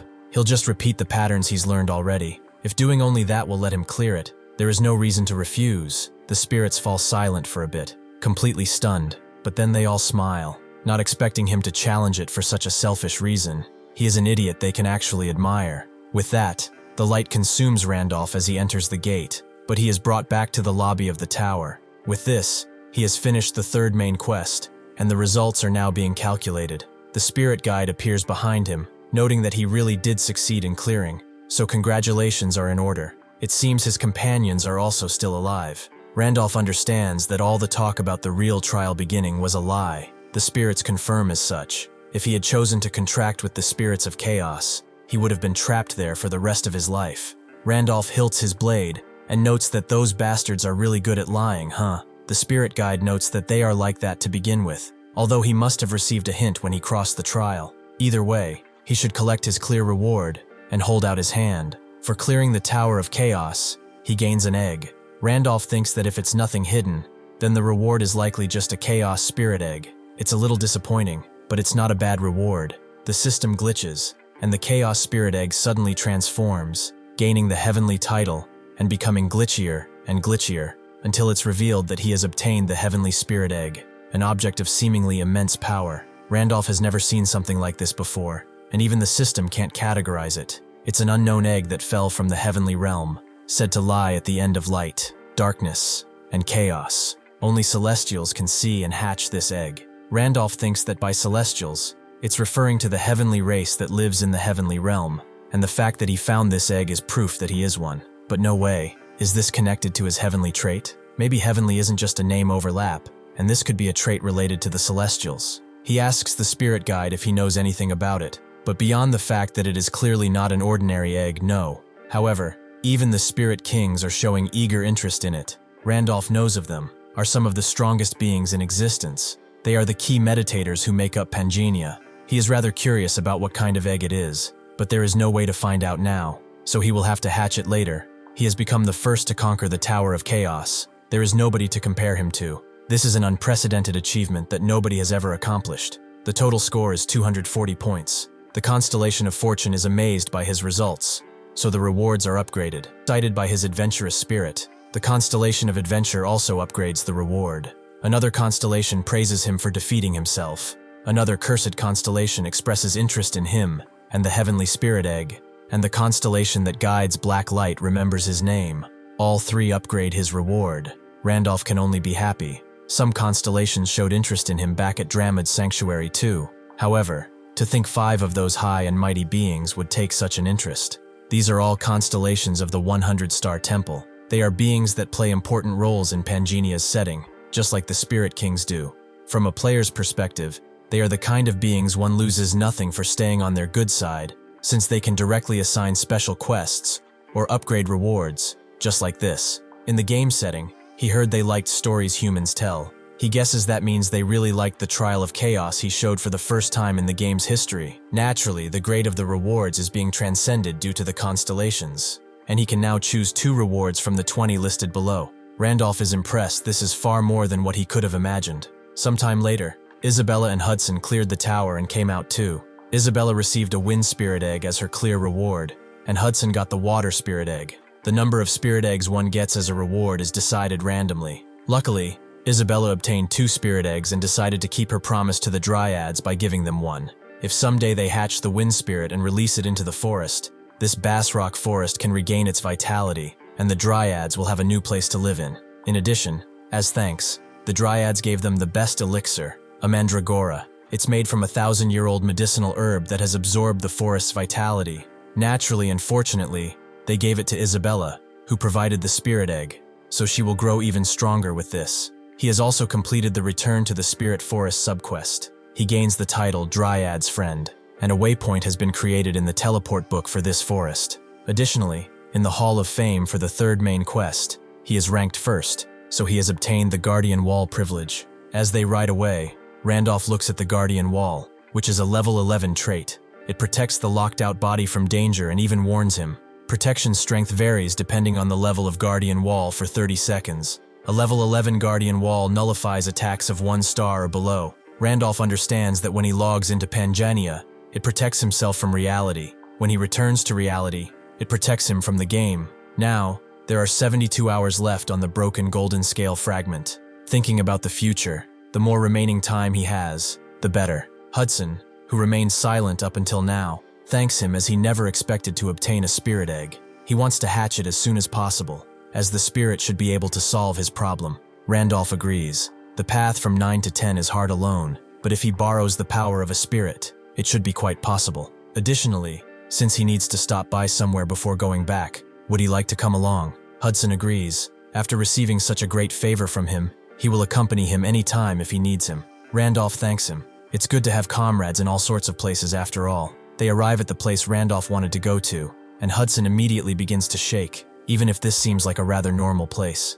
Isabella asks why he is acting like this, and Randolph explains that it's the Knight's Garden, the territory of Marquis Weiser. It's where Hudson's fiancée is. Hudson, who is now despairing, asks why they are here. He is not qualified to propose to Serengeti just yet. Randolph tells him to not make such a fuss. He is not telling him to propose. They are here because he personally has something to ask Serengeti. As they walk around, Randolph sees the state of the city. Even though it seemed fine at first, there's suffering and famine around too, even if hidden in the darkest corners of the town. When they reach the middle, they see people praying to some sort of structure with names written on it. Isabella guesses it's some type of memorial service, and Randolph does not know any of those names, but he does know how they ended up like that. The 500 names carved onto this gravestone all belong to the knights who followed him to the Great Expedition. He never once thought it was strange that he did not know their names. He never tried to remember any either. They weren't even important named NPCs after all, even if they fought for him. That was all part of the setting. They were just part of a game, but now that has changed. One woman slams the ground below her, demanding that he give her son back, and she continues screaming and screaming. Randolph simply goes up to her, and as she continues screaming, she seems to have a stroke, so he gently grabs her and puts her down. He calls for Isabella and notes that they should go to the relief station. This is the Goddess Church relief station, where there are a lot of patients, and they are getting more crowded by the day. Hudson looks around and notes that, beyond just the number of patients, there is also a severe lack of people working here to handle them. If this is the Knight's Garden, which should be one of the top 3 cities in the Barland Kingdom, how can they have such short staffing for a relief station? Suddenly, one of the monks there comes around and knows that they must be the ones who brought Sister May in after she fainted, right? They could have just passed her by, but they truly have good hearts. As he continues smiling, he closes in on Hudson and explains that, to operate the relief station, they collect donations from saintly brothers who visit. If they could donate just 50 gold, it would be a huge help. Hudson knows what this means. They are charging money for treatment, but how? Randolph is confused too. The city's coffers should fund a relief station run by the Goddess Church. Was it not forbidden to take personal donations? 50 gold. Even though hundreds of gold move around in the day in Arcana, Does he really think it makes sense to demand the normal citizen's monthly wage as a treatment fee? The monk would like to say otherwise, but they really do not have a choice. Priest Andrew said that from now on they'll be taking donations to operate the relief station. Randolph sits down and finds this nonsense. He knows Priest Andrew, and he is not the kind of person who would do something like that. Priest Andrew is a high-ranking priest of the goddess church that serves the twin goddesses of Pangenia, Leah, and Pina. He is an NPC who inevitably gives one honor-related quests when one's raising a class where honor is a factor. He is a devout believer, a spotless and upright sage. That is his setting. And would he really secretly take personal donations? The poorly maintained buildings he saw on the way here, and the vagrants sitting outside on the streets. Even this relief station that is not being run properly. This city should be fairly wealthy, even if it isn't as rich as Arcana. Just what on earth happened while he was gone? At the estate, the Marquis continues drinking, and his butler advises him to stop, as this is not healthy. The Marquis just throws the bottle at him and tells him to shut up and bring more, as he is not done yet. This is the Lord of the Night's Garden, Marquis Weiser. Back at the relief station, Randolph decides that he needs to speak with Priest Andrew in person, so he demands that the monk take him there. The monk doesn't know about that. That will be rather difficult. A lot of people are waiting to be treated by the priest. After all, Randolph just tells Hudson to do it, and immediately, he pulls out a bag of coins. This is a donation of 50,000 gold, and if he were to let them meet that man right now, he will even double it. Seeing the amount of money in front of him, and the promise of more, the monk immediately escorts them there. Sure enough, Andrew greets them warmly and tells him to have a seat. After he does, Andrew states that he heard he made a large donation to the relief station. Randolph knows that it was not a small amount. He heard he charges 50 gold just to receive a donation, so he figured he wouldn't be able to meet with him with an ordinary sum. Priest Andrew asks if he is disappointed because he is just an old man who cares about money. He is ashamed about it and has nothing to defend against that accusation. Randolph was just curious, actually. How did a relief station like this in such a big city end up so desperate for money? Priest Andrew doesn't talk for a while, and notes that he heard he brought Sister May here after she collapsed. Her only son joined the Demon World Great Expedition and never came back. Since then, she's lived with that pain every single day, saying it's her fault, and that she should have stopped him, even though she couldn't. It's not just Sister May. Many people have lost family and friends. Countless knights who joined the Great Expedition while admiring Wilhelm the Night King swore they'd drive out the Demon King, but they never returned. Thus, Knight's Garden lost countless talented people and consumed enormous resources as war funds. It was such a prosperous city that even with heavy losses it might have recovered someday. However, the real problem began when Serengeti, his lordship's blood relative, returned. She did so with both of her legs gone, but for some reason, ever since she came back, she's remained unconscious and has not awakened. Many priests, including himself, tried to wake her, but nothing they did worked. His lordship gathered every kind of rare elixir and searched for a method, but even all of that failed. Because of that, the city's finances were already strained and had gradually hit rock bottom. In his impatience, the Marquis lost his reason. It was manipulated by all kinds of swindlers. Before long, it reached a point where he even took on tons of massive debts using the territory as collateral. After that, the Marquis fell into despair and eventually broke. Now he is a shell of what he once was. As a result, all the city subsidies were cut off, and now this is the only relief station left. If this place disappears too, every patient in this city will be left abandoned on the streets. That is why, even for brothers like him who helped Sister May, they shamelessly demand donations. They didn't have enough beds, supplies, or manpower to care for the patients right away. Randolph guessed the gist of things. Is Serengeti unconscious due to the mental shock, or is it a physical problem? Andrew notes that if it was something as simple as that, they would have been able to treat it long ago. It seems she's in a cursed state, but it was beyond their ability to do. Randolph thinks about the curse in that case. Like with Isabella, it might be possible to break it with the blessing of the stars. Randolph should be going. He has business with the Marquis after all. Andrew tells him to wait a bit, since his lordship became a shell of his former self and does not readily receive guests as before. He can't exactly call it repayment for his donation, but if he gives him a few days, he will arrange a meeting. Randolph does not have time for that, and he should not worry about the donation. He already got his money's worth. Suddenly, a guard rushes in and tells Priest Andrew that his lordship said to bring in the guest, who donated that amount of money immediately. Randolph tells Andrew that this is what he was talking about, so he will be going. Before he does though, Andrew stops him one last time, thanking him for helping, even though he does not know the reason. Andrew states it wasn't even about a donation, It was about helping Sister May. Randolph just smiles and notes that it's good to see him again. Randolph is confused, as they have never met before, but he lets it go. Eventually, they are taken to the Marquise's estate, who sits at a table with Randolph and looks at him rather sternly as he sips his coffee. This is the man that donated a large sum of 100,000 gold to the relief station. He does not look like a wandering merchant, as he doesn't seem to have any supplies with him. Perhaps he is just a rich young master traveling around. He apologizes for inviting him so abruptly like this, but he had to meet him. He introduces himself as Weiser, the Lord of Night's Garden. Randolph thinks that he really changed a lot on the outside, as Marquis Weiser was once a knight who made a name for himself across the continent with outstanding skill in his younger days. His daughter Serengeti was able to obtain a star and become a one-star transcendent in Pangenia with his help back when he was Wilhelm.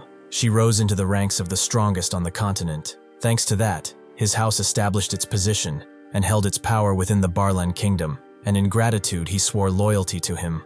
Weiser was the kind of man who repaid grudges with his sword and repaid kindness with loyalty. Naturally, he does not know whether it is only his appearance that has been broken now, or even his heart. Weiser states that he may have already known why he invited him here, but Knight's Garden is currently facing severe financial hardship, so he would like to propose something beneficial to both of them. Randolph refuses, as he is here for one thing, to cure Serengeti. Weiser's eyes widen for a bit, but suddenly he lets out a throaty laugh, and his eyes become still with rage, so he was mistaken. He thought he was just some rich young master, but he is a charlatan in the end. Did he perhaps hear rumors of him from all over the continent that if he mentions the Marquis of Knight's Garden's daughter, he will pour money into his hands? Fine, then how much does he have to pay him to cure her? 300,000? 400,000? Or is he going to demand he hands over the entire fucking territory? He smashes the table, noting that he's been played by scum like him too many times, and he has lost way too much already. What more does he have to give before they are all satisfied?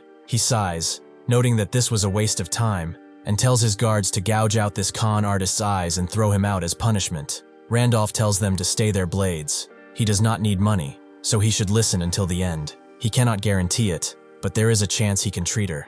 Weiser notes that this is a novel approach, but fine, let's say he can cure her. Why has he never seen him in his life? So why would someone like him cure his daughter without taking even a single coin? Randolph explains that this is a debt he is repaying to him, and also a debt he is here to collect. He is the successor of Wilhelm, the Night King, the one whom he swore loyalty.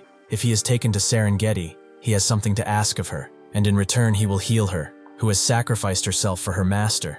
Weiser immediately lets out a sly grin as he hears that he is the Night King's successor. The continent is crawling with people who call themselves his successor, and he must be one of them too, huh? He has had enough. He orders his men to kill him, and the two outside as well. The guard who had his hand on his blade immediately rushes in with an attack, but Randolph barely reacts and blocks his strike so hard with the cup that it shatters, and the blade flies off from the guard's hand. He tells Weiser to prepare the place, as he will prove him that he is Wilhelm's successor, even though he doesn't trust him now. They all gather in the arena, and Weiser puts Randolph against his strongest knight. Hudson certainly did not expect a duel, and Isabella notes that he has always been an unpredictable man, but she really doesn't know how all of this happened. Randolph looks at the man before him. He has a full set of equipment with the blessing of a high-ranking priest. He is absolutely committed to this. The knight asks if he is truly the successor of the Night King. If he was lying, he should confess and seek forgiveness, as his life may yet be spared. Randolph just tells him whatever. He should just uphold his promise that he will keep his identity hidden and not go around telling everyone he lost to, just because he got a bit embarrassed. The knight tells him not to worry, as his word is his honor, and that it will not happen.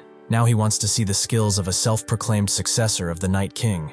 He charges in with his blade, and Randolph dodges but sees how quick he is. He continues dodging the next strike, and thinks that many high-ranking key knights were wiped out due to the Great Expedition, but even this man would have higher stats than him currently. With the difference in equipment, he can take him on lightly. Before he can fully unsheath his blade though, the knight stops his hand and charges in with his blade, aiming squarely for Randolph's head. Seeing that he has no other option, Randolph smashes his head against the hilt, stopping the blade from moving.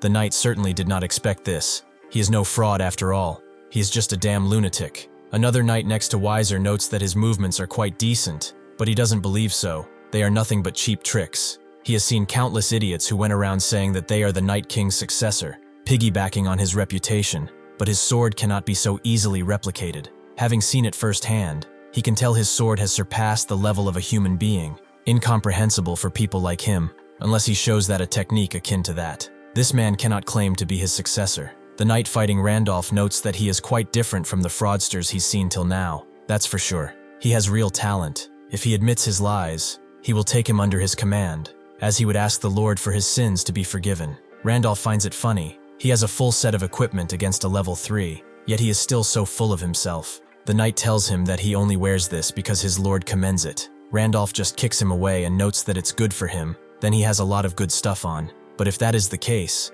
he will also show him his overpowered items too. He suddenly throws his blade at the knight, who is struck squarely in the chest, and the sword flips around in the air before landing roughly. With that, Randolph equips 2 extreme iron swords, shocking everyone as he goes into dual wielding, something they have never seen before. He continues smashing against the knight's blows, and he recognizes as such, but even with this increased speed, his attacks are far too light. A two-handed sword is slow but has serious damage output. It would be enough to lightly damage him through his armor. However, a dual blade style is fast, but has low damage. It cannot even scratch his armor as long as he defends his vital areas. This is no threat to him. Rather, he only needs to defend a few areas. Suddenly though, Randolph smashes through with a powerful blast as he throws his dual-wielding swords away. He tells the knight to look closely, as he will show him the true sword of the Night King. Back when he had to choose a reward, Randolph had a lot of options, from a demon-slaying sword all the way to a true health potion.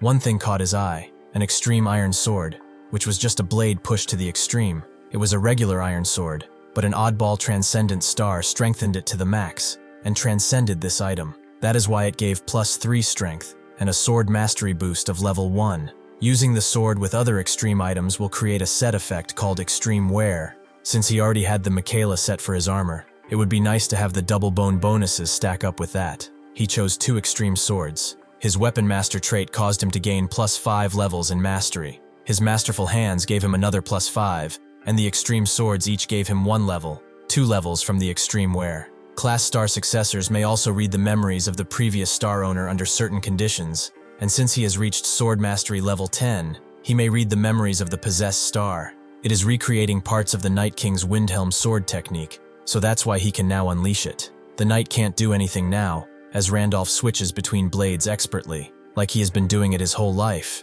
This should be an impossible sword technique, but he sees that the tide is now against him. He has to stop this. He must create distance and get out of his range. However, how can he even do such a thing? If he tries to create space, he comes charging in at him with his quick dual blades, and if he uses strength to take him head on, he uses his two-handed sword to break his balance. Does such a sword technique even exist? He is not even keeping his movements bound through simple attacks. This feels like space itself has submitted to him, and he is its true master. Humans become stupefied when they meet something that is incomprehensible to them, something that has far surpassed the limits of their own cognition. They enter a state where they can do nothing but watch. That applies to everyone on the training floor now, Hudson and Isabella too. The same for Weiser and the knight who is facing Randolph. He unleashes his final attack to seal the deal, the sword technique of the Night King Wilhelm, the world-splitting strike. This is something that would split a mountain, but Randolph had its power controlled after the attack is finished. The knight simply drops his blade, only slightly grazed at the neck, and falls down, noting that he lost. After a bit, Randolph screams at Weiser and asks if he needs to show him more. Weiser knows that this is not the case, and tells the other knight that, from now on, they will treat this man with the utmost respect. He is the successor of Wilhelm, the venerable Night King. After this, Weiser takes them to the room where Serengeti is resting, and explains that ever since she returned from the Great Expedition, she has been like this. He has tried everything to wake her up. Every elixir they said was effective and famous healers. None of that seemed to work. He even called a priestess, but because the curse was too powerful, she said there is nothing she or anyone else can do for her. Randolph stares at her, and using his great sage trait, sees that this is no mere curse. This is the Demon King's curse. Of course, even a priestess or holy emperor could not do anything against something like this. However, if he performs the exorcism using star energy, the power of a star guardian instead of mana, then it might just work. As Randolph reaches for her, Weiser notes that he does not doubt him anymore. But does he truly have a way to wake up his daughter? Randolph previously stated that he is not sure, but he is willing to try. With that, he puts his hand over her head and bestows the blessing of the stars. Immediately, the room begins to glow in a holy light, and all the star energy Randolph has stacked is consumed. It is insufficient to break the Demon King's curse. However, the limit of the curse is lifted, if temporarily. With that, Serengeti slowly begins to open her eyes and ask where she is. Weiser immediately crouches down to her level and asks if she is awake. Does she recognize him? However, Serengeti is looking behind him at Hudson, who is shaking with grief, apologizing for coming so late and for not being able to do anything to save her. He thought that as long as she stayed alive, it would be more than enough if he became a member of the city council and returned as fast as he could. The Marquis would definitely acknowledge him too. If she'd lost the lower half of her body, then he would just become her legs, because as long as she was alive, he'd take care of her forever. He believed that if he had not given up, an opportunity would someday appear. However, that belief was nothing more than just arrogance and sheer greed on his part. The opportunities were not eternal, and Serengeti's body kept losing its vitality. The face that used to smile brightly at him grew increasingly thin, and the strong arms that once swung swords that took care of mountains became just branches. If the Starbearer had arrived even a little later, he would have never been able to see her again. Hudson apologizes once again for coming so late, and Weiser demands to know who he is and what he is to his daughter. Randolph tells them all to stop. He knows they cannot contain their emotions right now, but the Demon King's curse has not been completely lifted. Weiser asks if he is saying she will fall asleep again. Randolph explains that at best she will be able to keep her eyes open for today. To completely break the curse, they must find another star. To fully lift it, his star energy needs to be a lot higher. There are only two ways to raise star energy: to level up or find stars. The first thing he must do is to recover the 5 stars that Knight Windhelm dropped when he died. Because of the Star Successor class secret effect, which allows him to read the previous owner's memories from a star, he has to retrieve them as quickly as possible. If someone else gets those stars first, he might not be able to recover Windhelm's memories. He's recovered 1, so there are only 4 left. If he's going to retrieve them quickly, he needs to ask Serengeti about his death. He tells them all to get out, as he has something important to discuss with her alone. With that, Hudson and Weiser go to the table, with Weiser asking if he and Serengeti really secretly proposed to each other. Hudson apologizes that he introduced himself so late, but Weiser just sighs and notes that he is grateful that he came all this way for his daughter. From now on, he won't be seeing her again. This pangs Hudson in the heart, and he gets that he will soon enter the city council and become a man worthy of Serengeti, so he just needs a chance. Just one. Weiser tells him that this is not about whether he likes him or not. The Great Expedition's aftermath costed them dearly, so restoring the knights and treating Serengeti took an enormous amount of money. In the end, after the territory's funds went dry, they were reduced to begging other houses for help. The one who approached him was Duke Sion's house, a great house in the Valan kingdom that is powerful enough to rival even the king. Duke Sion lent them an enormous sum on the condition that they send Serengeti to him. Back then, he had no other choice. No matter what, continuing her treatment came first. Additionally, even if Serengeti were to never wake up, and their family collapsed like this, he believes that for the sake of Duke Sion's reputation, they would not simply abandon a girl they took in. He accepted the offer for that reason. In 1 month, he promised that she would be sent to his house. It is an unavoidable decision to protect the story, the territory, and Serengeti, so he should forget about her too, for her sake. Serengeti looks at Randolph and demands to know who he is. He explains that he is the successor of the Night King, Wilhelm. He came to deliver news of his final moments. Serengeti tells him to stop lying, as he has no successor. Randolph expected something like this from one of his closest aides. There is no way she'd let him brush this off with just vague words. So he explains that the day she first faced a star, she could not stop worrying that if she consumed a star and transcended, she might stop being Serengeti. Back then, he could not understand the anxiety within her.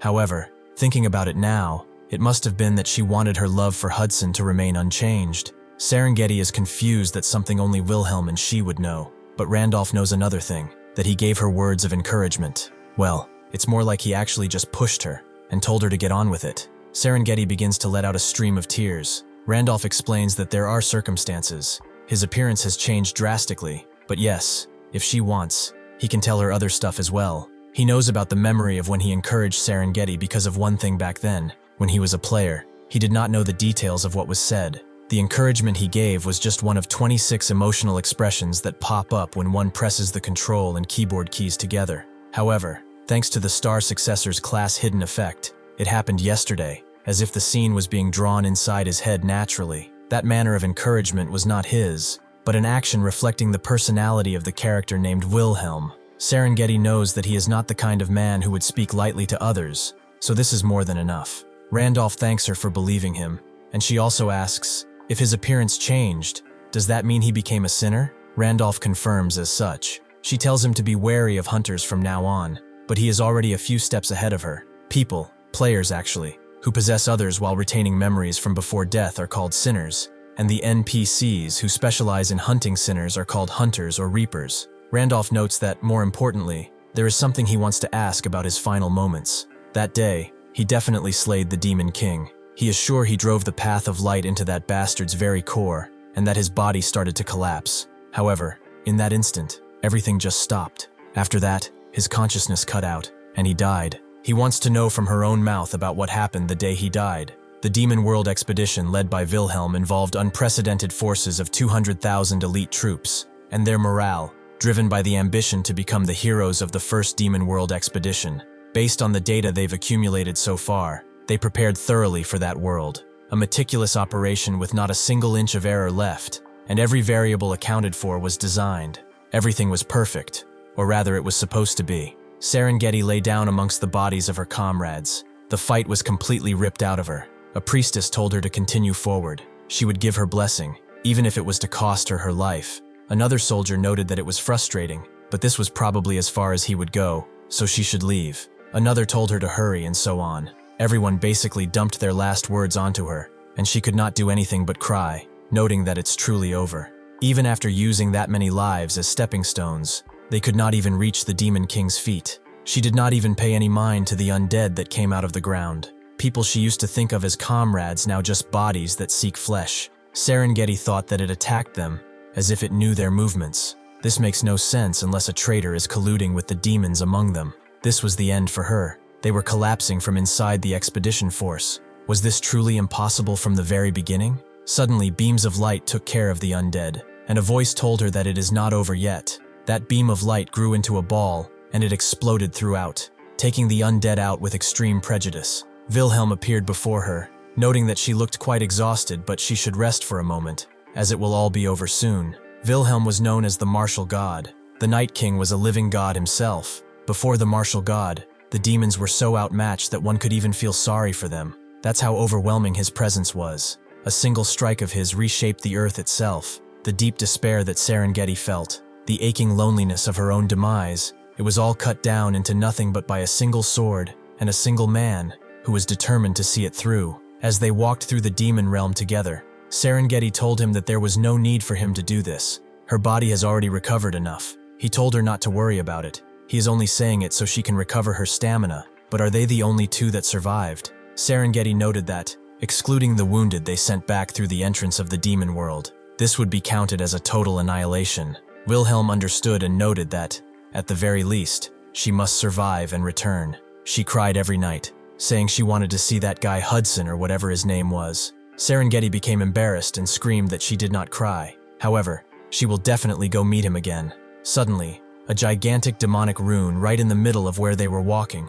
With only a few seconds to react, Wilhelm pushed Serengeti roughly out of the way, noting that this game really was not easy. Serengeti screamed for Wilhelm, who told her that when she gets back, whether she marries or falls in love with someone else, whatever it is, she should live well. Suddenly, Serengeti was hit with another form of guilt, the guilt of survival. The expedition will end in failure, but the Night King has saved her life and allowed her to continue living. Even if she returns alone, no one would blame her. That's how horrific and fierce such a battle was. If she just makes it back, she can meet the one she has been longing for all this time and can return to her happy everyday life. As long as she survives and gets out of here, she could be happy. However, she was not a woman to allow such a thing to happen, so she immediately used position warp to change places with Wilhelm at the last moment, the rune exploding in a gigantic strike of dark energy. Wilhelm stood where she once was, completely shaken, and saw what had happened. Her legs were completely destroyed. Serengeti explains that she was lucky.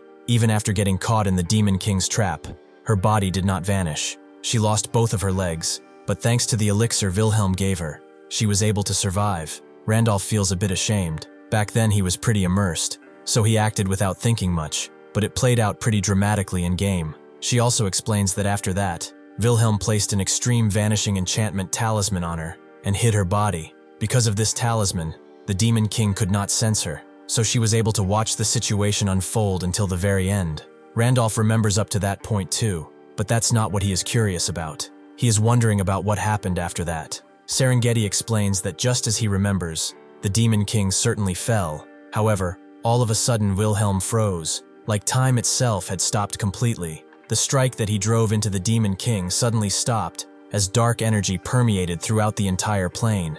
The Demon King called him a monster, even if he is a transcendent of 5 stars. He did not expect him to drive him so far without any divine authority from a goddess. However, that was his mistake. Without a goddess's authority, he may shatter his flesh, but he cannot destroy his essence. Truly, he expresses his respect, and as a token of that respect, he will be using his body as his new vessel. Just like that, Wilhelm was engulfed in a dark essence, his body beginning to corrupt at the seams. Suddenly, though, beams of light appeared out of that ball, and the Demon King recognized such a light. It was Pina. She intended to take the life of the knight who followed her just because she didn't want her star to be taken, and she still dares to call herself a goddess.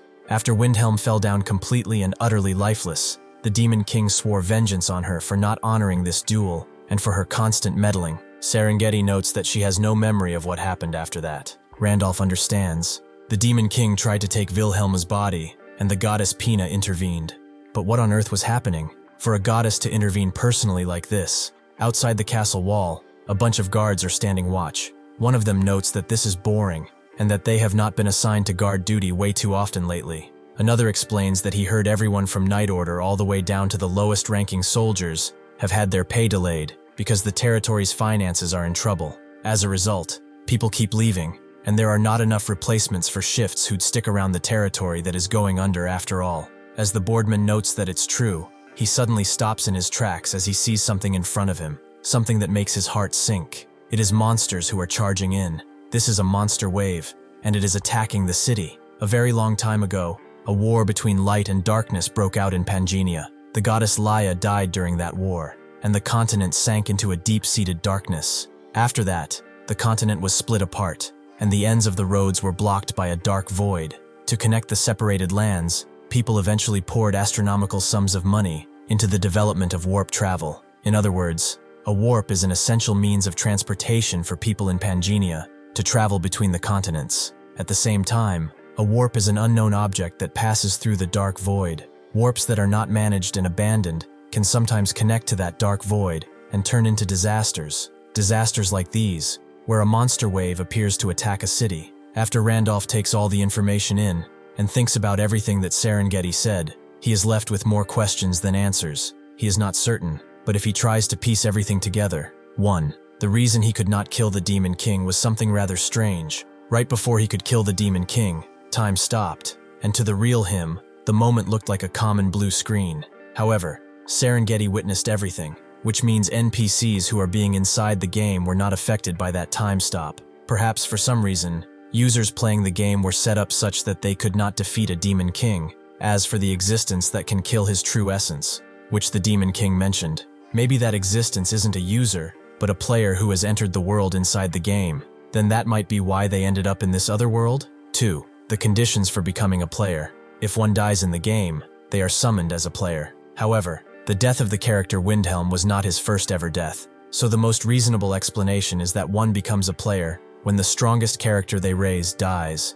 He always liked hardcore games. He'd raise a character enough, and if it did not look promising, he'd just abandon it and make a new one. In that process, the gap in combat power grew so large that perhaps the death of the ordinary characters did not trigger a summon. He is not sure, but for now this seems the most likely. Either way, thanks to that, he knows what to do next. The traitors who interfered with his expedition must die. They attacked them like they knew their movements. That makes no sense unless someone was colluding with the demon world. He remembers what Hudson said previously, that it's a well-known story that the expedition failed because of infighting amongst the 8 heroes. It is a high probability that it's those 8 heroes whom he does not have any memory of. He will hunt every last one of those bastards down and make sure they suffer just as much as they did. If he failed to destroy the Demon King's essence, then there is a high chance that he is still alive. He will kill the Demon King, the root cause that has turned them into players, and put an end to all of this for good. Suddenly, Hudson smashes through the door, noting that something really bad is happening. The city is under attack. They all go outside and see that the once peaceful town is now engulfed in flame. The knights are doing their best against the demons, but they are getting overwhelmed again and again. Therefore, their force is too small. Isabella thinks that there is only one thing that could lead to such an invasion. It appears like a monster wave broke through a nearby wall. Randolph knows that bastard Weiser said the city's finances were ruined, but he even siphoned off the wall maintenance budget? How could he be so brazen? As if summoned by his words, Weiser rushes in with his knights on horseback, taking out as many demons as possible. Randolph grabs his attention, and Weiser is confused. He thought he would not be in the city anymore. Randolph demands an explanation, and Weiser explains that, as he can see, the monster wave has turned the city into a wreck. It appears something went wrong at the 3 warps in the east, west, and south. Hudson is shocked that 3 things went wrong at the same time, and Randolph cannot believe his stupidity. Weiser knows it is shameless to ask, but he pleads with him to lend some of his strength. If he fights with them, it will be a huge help.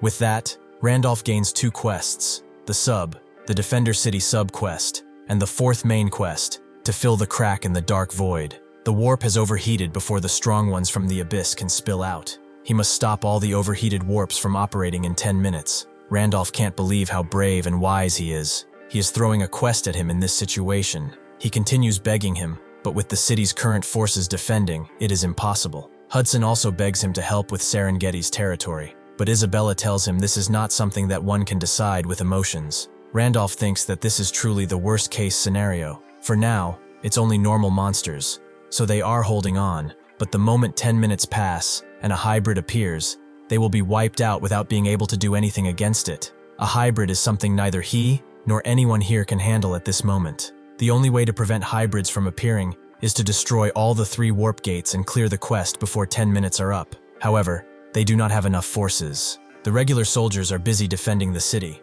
so that means the Night Order, and the 3 of them have to break through a Legion-scale monster wave and smash 3 warps. It is a dangerous gamble, and the odds are far too low, though now he should use this special perk, the Golden Scale Shop. He does not know the details, but is probably tied to the broken Golden Scale fragments, so he can't just give up now. The timing for this quest is awful, with 0 preparation. There is no way he can do a main quest here, so the directional call is to get out without looking back. He looks at the memorial, thinking that there is no need to throw his life away for something so hopeless, and cannot allow himself to be swayed by emotions like pity, as it will not help him survive. Suddenly, he hears the screams of the people nearby, as they try to run away from the beasts, but it is all futile. Amongst the corpses, a single child cries. Her parents have protected her from harm until now, but it's clearly evident that her turn is next. Suddenly, Weiser sees Priest Andrew, and immediately redirects the knights, cutting off the monsters chasing the priest. The Marquise cuts through the demons too,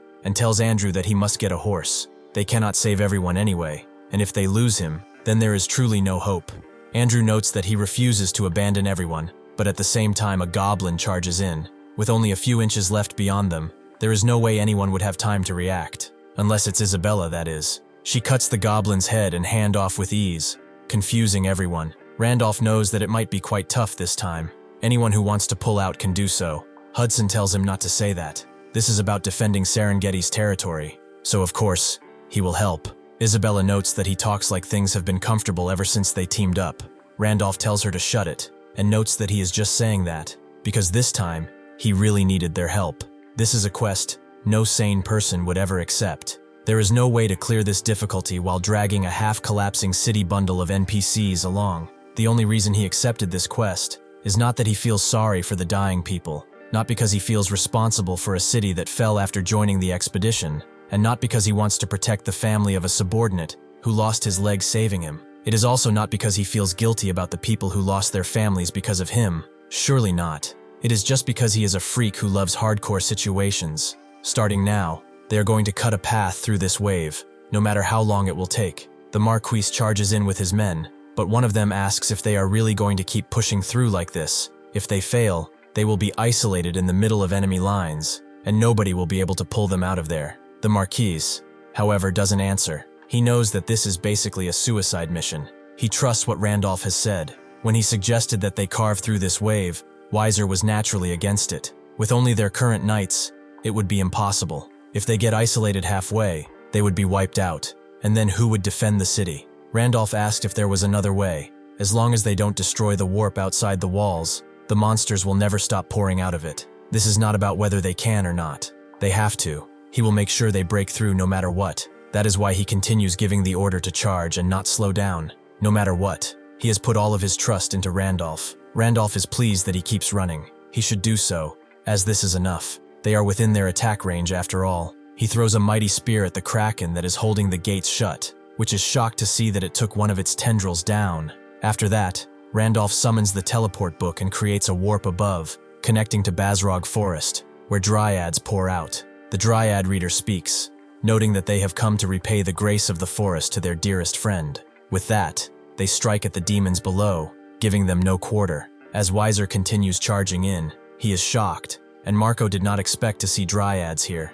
It seems he had a hidden card up his sleeve. Randolph never expected a sub-quest reward he got in the Bazrog Forest to be so helpful. Stopping by the forest back then felt like it was just pure luck, so he wants to see, truly see, what it means to be a friend of the forest. The dryad leader sees that the kraken is blocking the entrance, and he also sees that Randolph wants to pass through, as he will carve a path for him.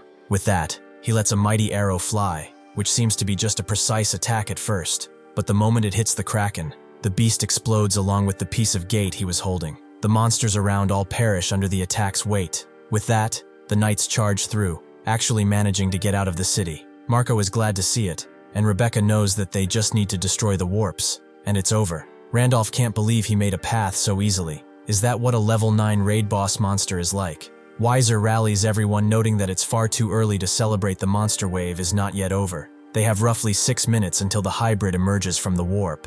They have to destroy all 3 warps and stop the wave. Before that happens, from now on they will split into 3 units. They will destroy the 3 remaining warps simultaneously within the remaining time, and end this once and for all. Randolph, however, notes that they will split their forces into 2 units. But Weiser says they do not have time. He knows just as well as anyone that they cannot leave a warp unguarded.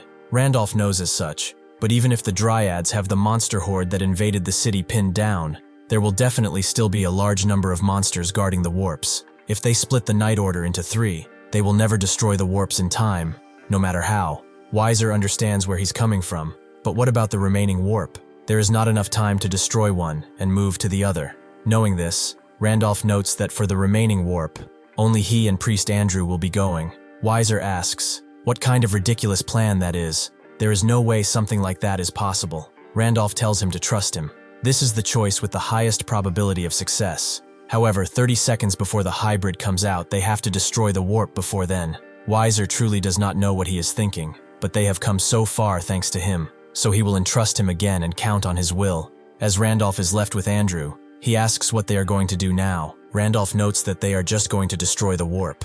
But Andrew wonders how exactly they are supposed to do something like that. Randolph tells him to be quiet just for a moment, as he is thinking of the method right now. Isabella Hudson and Weiser departed for the 2 warps. There will be monsters guarding them, but compared to the size of the horde that charges into the city, it should be a smaller number if each team breaks through with 100 knights. And with the high combat power of Weiser and Isabella, they should be able to destroy them in time. The problem is at the moment is a single warp gate that will remain, so the mutated monster will appear, the last attack pattern of the Dark Warrior. It is an annoying bastard on a completely different level from ordinary monsters, so he must handle it. Leaving it to the other adds too many uncertainties. If it is him, he can block the other monsters with Star Pierce and force a one-on-one situation. The minimum time needed to kill it is 30 seconds at least. If a high-ranking priest like Andrew helps, that's enough time to make it possible. But if they were delayed for even just a second, the odds drop exponentially. In the end, all he can do is entrust that they will pull it off. He summons the High Dragon, and they ride away. With only 5 minutes remaining, the others get to the first gate. They smash through the demons defending it, and with only 1 minute remaining and 4 seconds, they manage to take down the gate. With 34 seconds left, Randolph and Andrew get to the other gate. Seeing that the 2 gates are taken care of, it seems the other knights were successful as well. With 34 seconds left, the minimum condition for clearing has been met. The High Dragon makes a way through the legions of demons, and at the same time, a mutated monster appears, the Dark Warrior. It seems impressed by Randolph, however, who knows that he only has to defeat this demon to succeed. But can he do it with 28 seconds remaining? As the sky darkens and rain begins to pour, The two groups meet up and make their way to the last warp. Weiser knows that it is being handled by Wilhelm's successor, but even so, they do not have much time. He hopes that he will be finished by the time they get there. Randolph equips the armor set and uses it with Hermes' shoes to dash through, going past the Dark Warrior and clenching his blade to crash it into the warp. Before he can do that, however, the Dark Warrior grabs his head and throws him away violently, causing the High Dragon to act. It uses all of its head to pummel the Dark Warrior, but in only a few seconds, the High Dragon is defeated and can only be reused again in 24 hours. There are only 21 seconds left until the Black Flesh Hybrid summons, so Randolph charges in again. He smashes his blade into one of the Dark Warrior's openings and equips the Extreme Iron Swords. The Dark Warrior, sensing this, simply cuts his hand away, but Andrew heals it right back up, allowing Randolph to act. The Dark Warrior has a new objective now. He uses his mighty force to push Randolph out of the way and instantly rushes to Andrew, who cannot do anything against it. Though Randolph rushes in to help, but more demons are coming from behind, threatening Andrew's life. Randolph takes care of them, but it seems that they are now encircled, which Randolph was waiting for. Suddenly he uses Star Pierce, creating an arena around them, forcing this to be a one-on-one battle. With 11 seconds left, Randolph smashes his blades against the Dark Warrior, creating a gigantic shake in the ground. The aftermath is brutal. Randolph is injured, the Dark Warrior having impaled his sword into his shoulder, but Randolph has also pinned his leg down. Finally, now he will be able to take care of him properly. With that, he calls out Priest Andrew and tells him to recite the prayer of exaltation and pray wholly for him and exalt only him. Earlier, as they were running towards the gate, Andrew wondered if it was really possible with just two of them. He did not wish to doubt him, but he couldn't hide his anxiety given the situation. Randolph explained that if they had enough time, they could have managed somehow with just the two of them, but with his abilities right now, destroying the warp gate within the time limit is impossible. Andrew was confused. Then, why did he want to go to the warp with just two people? He does not know that if they fail, they will not be able to save the lives or even the powerless brothers and sisters of the city behind them. Randolph asked if he truly wished to save everyone in the city, and Andrew immediately agreed. So Randolph told him to recite the prayer of exaltation on him. The prayer of exaltation is also called the final prayer. It is a sincere prayer. It is a sincere prayer offered for the goddess by the high-ranking priest who has touched the goddess, and a prayer that only a tiny number of true priests among the high-ranking clergy from the goddess's church can offer. If that prayer is recited for someone other than the goddess, then for a fleeting moment the target gains power akin to the divine authority of the goddess. At the same time, though, to offer the prayer of exhalation to someone who is not the goddess can also mean the priest's final prayer, a declaration of leaving the goddess's embrace. Andrew, a priest NPC, is a character born solely to serve the goddess. For someone like him, being told to leave her embrace would be a lot too painful. It would be worse than carving out his flesh, and a sense of emptiness would be like everything in the world disappearing. In other words, the prayer of exhalation is a skill that takes a priest's everything. It is the ultimate last technique, and right now he is telling this man to throw away the world he has been devoting his entire life to. Andrew demands to know how he knows about the prayer of exhalation. That is something he never told anyone except a few priests, and that person. Randolph notes that who he heard it from is not what matters. What matters is that he can use it. Andrew knows that if he knows about a prayer, then he also knows what it means to a priest. Randolph does, and even while knowing that he planned this on the assumption he would recite it for him, he thought sacrificing him alone had a higher chance of success than splitting the night strength. Additionally, this plan also accounted for the fact that he would not be able to refuse. From what he has heard, he never abandoned people. It is practically the same as forcing him to sacrifice himself by taking the citizens hostage. He can resent him, though Andrew just thanks him deeply from his heart. If he had not brought it up first, he would have never been able to say it with his own mouth. He would have lived trapped in his guilt forever, weighing his fate against the sacrifice of innocent people. So he truly, truly thanks him. Naturally, Randolph was shocked. Andrew, an NPC who hands out a large portion of honor side quests, is actually a true priest, and one who exists in Pangania as a sage. More than any human he has ever met up until now, he respects him. The prayer of exhalation is activated, and he gains an amazing range of buffs, but it only lasts 2 seconds. That is all Randolph needs though, so he tells the warrior to watch closely. Back when he was his old self, this was a technique he would have never had to use on someone like him. As he raises his blade, the droplets of water seemingly stop and actually begin to rise up instead of falling down. The warrior begins to phase out of reality as Randolph unleashes the true power of the world-splitting strike. The sky itself clears away the rain clouds driven away by the sheer power, causing everyone to look up in amazement. Randolph walks to the gate as the prayer ends and cuts it up with only 1 second remaining, telling Andrew that he is the true hero who has saved the city. With this, the fourth main quest is over, and a city filled with people is saved thanks to the sacrifice of a great man. Meeting Night King Windhelm was something that happened years ago to Andrew. He bent down on his knees and begged him not to turn down the plea of this elderly priest to save his poor daughter. His beloved daughter, Asura, was a pitiful child that was transformed into an elder lich by a curse of dark magic. Even though she became a monster, he could not abandon the child he loved so much, so he hid her away underground, away from prying eyes. As she was gradually consumed by increasingly powerful demonic energy, he could no longer bear it alone, and he secretly began searching for someone who would help. What mattered was finding someone strong enough to purify Asura, someone who would value honor and was willing to keep a secret. Quite some time passed, and finally they met. Windhelm told him to lead the way, and Andrew happily obliged, opening the door to his daughter's chamber. Asura, who looked more demonic than human at the time, was there. Windhelm simply asked if that was her, and upon confirmation, he noted that he would purify her. Windhelm, the man who saved him and his daughter. He cannot help but be reminded of that man when he looks at the one before him. He has turned a catastrophic situation into a victory. He asks what his identity truly is. How was he able to use Night King Windhelm's swordsmanship? Randolph notes that it is because he is his successor after all. Andrew is shocked to think that he would receive aid not only from the master but also from the disciple. Well, this is quite the fateful connection. Suddenly, blood trickles at his mouth, and he begins to cough it up pretty loudly. Randolph rushes to him and asks if he's all right. Andrew explains that the aftermath of the prayer of exorcism causes the star energy to disappear, and it seems that the illness he was suppressing has flared up. Randolph now understands that he was using star energy to heal his sickly body all this time. His condition is not good either. It's not guaranteed, but he has no choice but to try this. He crouches down further and knows that he heard in the past that he once received aid from his master. Andrew confirms as such. He received a great debt of gratitude. Randolph also knows that in return, he issued him a letter of absolution. The Night King said to him that he would bear his sins himself, that he would use the letter of absolution he gave him on him. Andrew believes that there is no way another person can use the letter of absolution, but Randolph still tries, as he will forgive his sins. The letter of absolution is the rite of amnesty that high priests of the goddess's church can only issue once in their lifetime. According to lore,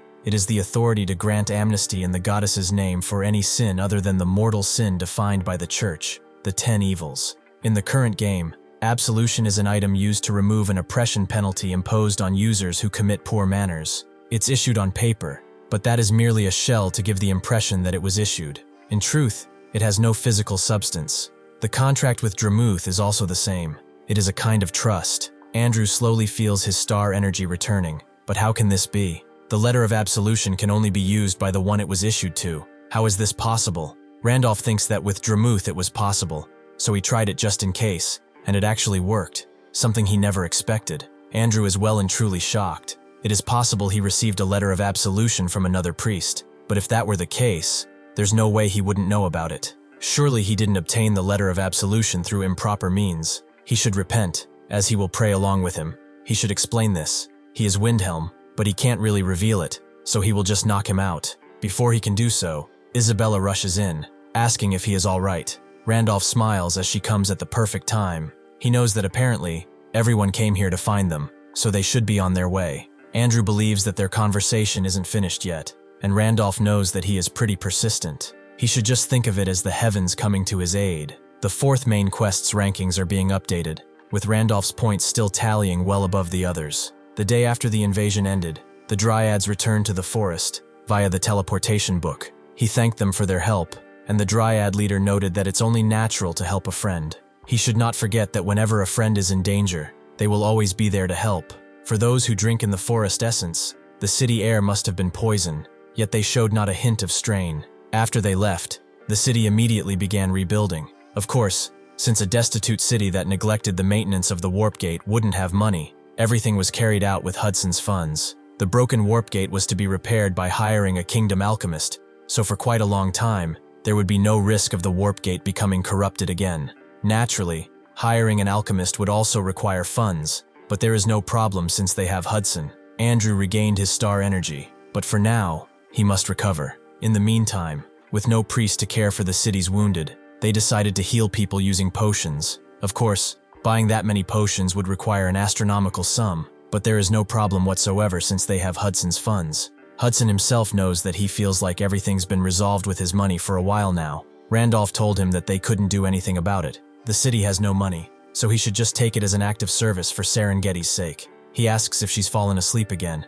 and Randolph confirms as such. Not long after the city was invaded, she was consumed by the curse once more. He also hands him something incredible, a top-tier elixir bearing a blessing. Even the goddess's church produces fewer than 10 a year. He tells Hudson to pour 1 drop every 2 hours. In a month, Serengeti's legs will completely regenerate. Hudson remains shocked and knows that he was indeed a player. But did he purchase this from the Golden Scale shop as well? Thanks to him, he's cleared the main Quest 4 as well. Looking at the newly updated Quest 4 rankings, if his deduction is correct, his name is Randolph, and Randolph is the legendary user who has raised most of the characters that have ever existed. He also wonders how he should call him now, but Randolph tells him to just continue calling him how he used to. Hudson also wonders if he's alright. He is grateful, of course, but spending such precious Golden Scale time to purchase something like this for him is a lot. Randolph tells him not to worry. He was just grateful to even enter the rankings, but he ended up taking first place, so he received quite a generous amount of Golden Scale time. Randolph opens the Golden Scale shop and sees that it is pretty essential for survival. If he had fallen out of the rankings, it would have been catastrophic. Moreover, the White King's Fang, the cursed dark magic tome of Eldritch Lich, and the Dragon Heart, all of these key items he used when crafting Windhelm's unique items, are here. It could be a mere coincidence that the same materials appear, but no matter how much he thinks about it, he can't imagine anyone other than him obtaining them, especially the White King. Even as Windhelm, he gave up on killing it and barely managed to obtain a single fang before he left. If a character dies, the equipment they were wearing does not disappear. Instead, it gets registered in the Golden Scale shop. The remaining Golden Scale time becomes far more important than he thought. He needs to gather as much as possible by progressing to the next quest. He tells Hudson that he will depart shortly to process the next quest. In the meantime, he asks him to look after Serengeti. Hudson believes that a problem has arisen. It appears that Weiser lent money on the condition that Serengeti would be sent to Siendatsi soon.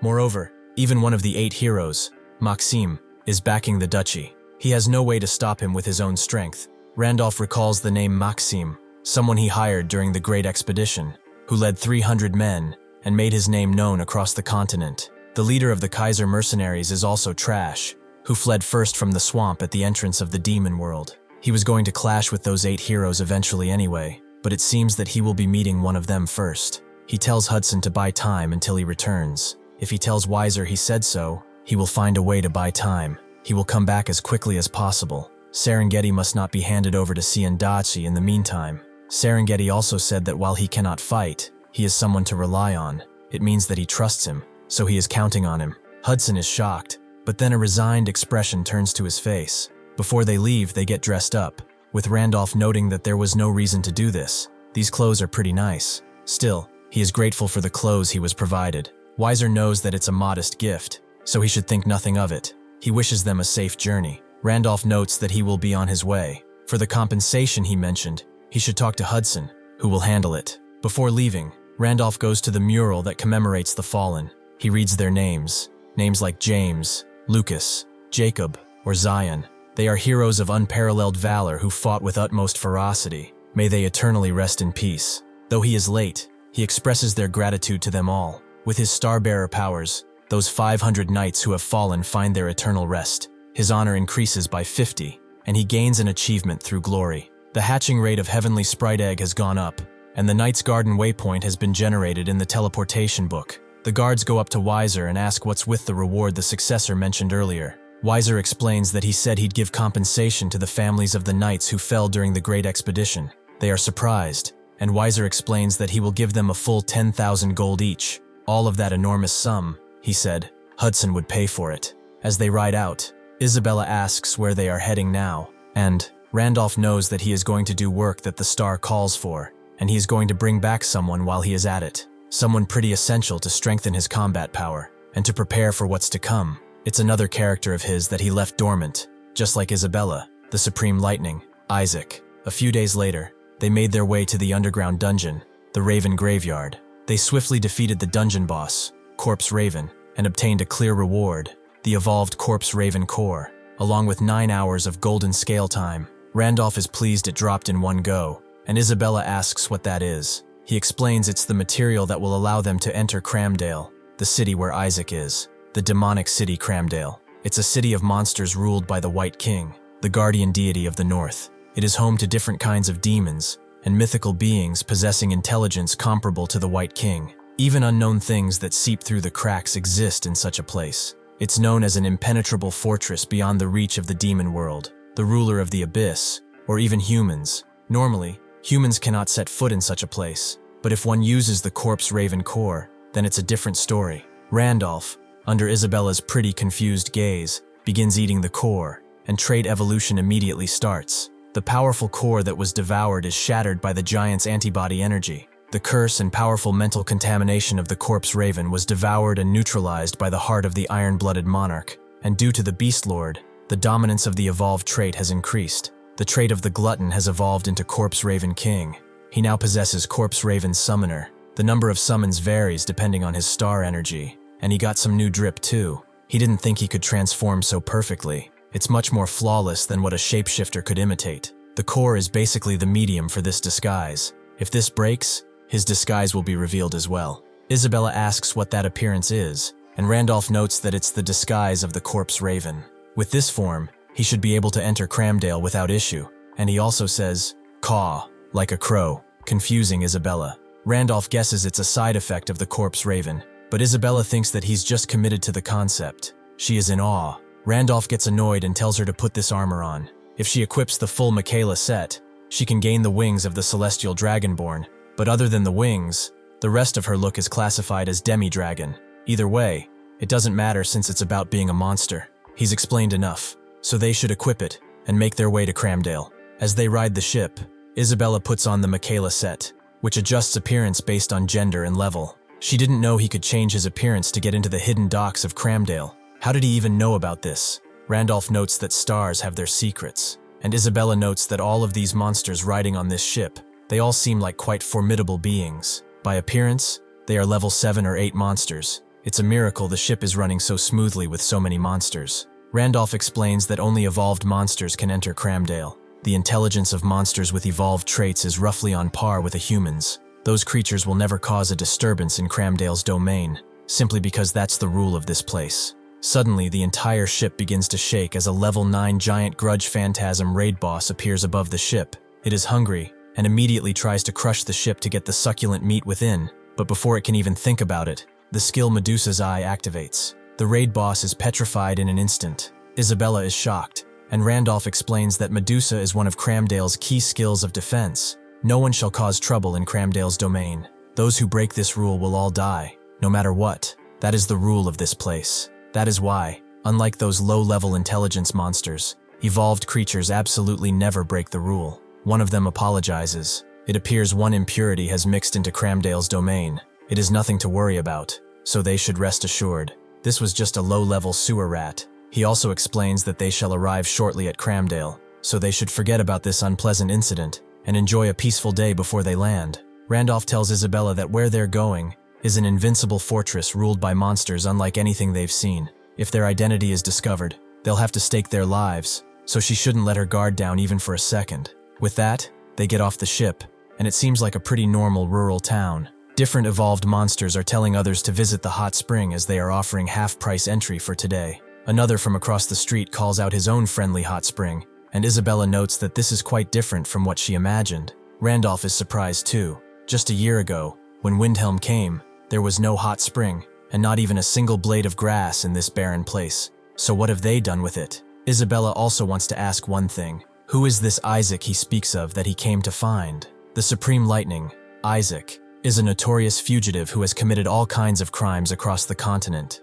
On a smaller scale, he extorts nobles or priests of the goddess's church. On a larger scale, however, he robs supplies of his allies while pretending to be one of the city's mercenaries. He also assassinated key figures in the city and triggered monster wave incidents, causing them to freeze. He is the mastermind behind the mining city annihilation incident. In short, he's a dangerous fellow with an unprecedented history in Pangenia. Isabella notes that he seems quite proud of it for some reason. But anyway, she gets that he's a person who isn't even like a human. Randolph notes that, if he explains the circumstances of what he did back then, he watched Pangenia lose concurrent players multiple times, and yet took no measures despite the protests and warnings against the game. Of course, he didn't know that it wasn't a normal game back then. In any case, since he is a guy who absolutely must be recruited for the great cause, they will do so. Isabella understands, however, since she knows he is a dangerous person.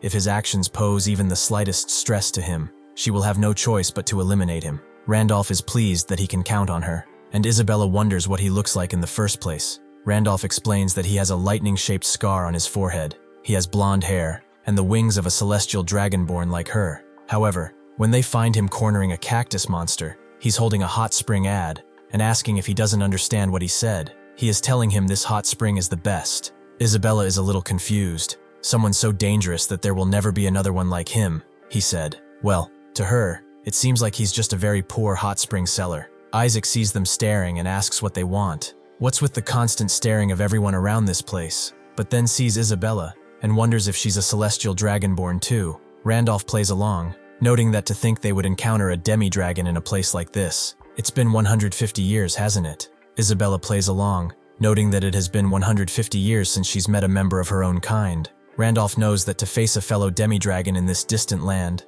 they simply cannot suppress their joy. Does he not agree? Isaac wonders what he is talking about. The corpse raven aside, the female is clearly human. Before he can utter those words, Randolph puts a hand on his mouth, as the Medusa's eye is watching them, so he had better watch his tongue. He wants to have a word with him for a moment. Since he is the great Isaac of the Supreme Lightning, Isaac removes his hand from his mouth and asks how he knows his name. Randolph knows that Medusa's eye is watching. It's best not to say needless things now, and not be reckless. His situation isn't that different from his. Just by possessing the wings of a celestial dragonborn, monsters recognize each other as monsters, but Isaac's eyes cannot be deceived. The reason is simple. He entered this place the same way Isabella did, but unlike Isabella, the equipment worn is concealed in form, and only the wings are visible, as they are hidden by a transparent cloak and potion. However, no matter how well concealed they are, in his eyes, the equipment Isaac is wearing is clearly visible because of the great sage trait. He whispers, even if the Michaela set is hidden,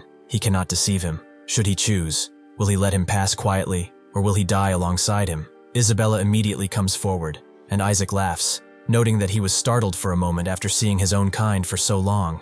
After so long, they introduce each other, and Randolph notes they should move somewhere else and have a proper conversation about their own kind. Isaac wonders where to, and Randolph sees the discarded hot spring ad. He thinks that a place like that should be good enough. They make their way back to the hot springs, with Isaac dragging the cactus man too, and tell an old man that they have guests. He should prepare 2 rooms. These outsiders don't have anywhere in particular to go. The evolved goblin calls him an idiot. Didn't he tell him not to treat guests this way? He also asks about payment, but Isaac tells him to collect it from this green one. The cactus man speaks, noting that he already has reservations elsewhere, and this is clearly coercion. He asks the 2 great warriors before him to help.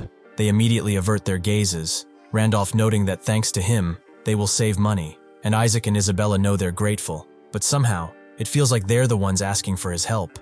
Randolph says that it's no ordinary hot spring, since it has low-grade Fairy Queen tears that stabilize and relax the entire body. He wonders, since when has it been like this before? It seems hot springs did not exist at all. Isaac doesn't know the details himself. All he knows is that the hot springs suddenly began appearing. Randolph has an idea but doesn't say it. In any case, it doesn't seem to be important now. Isaac asks why he sought him out, seeing that he knows his identity. It wasn't a chance encounter. Randolph notes that the stars guided him, and Isaac thinks that just by his speaking, he's telling him he became a star-bearer. How could a corpse even be one? Surely a star-bearer isn't such an insignificant creature. Randolph notes that he's hardly one to talk, roughing up hot spring guests like that, but Isaac immediately jumps at him, noting that it is because he came here and had to make a living somehow. It was unavoidable. Randolph will believe him for the moment, but whether he believes him or not, it doesn't matter. He came here to make an offer to serve under him for 1 year. If he does so, he will help him escape Cramdale and walk the continent again.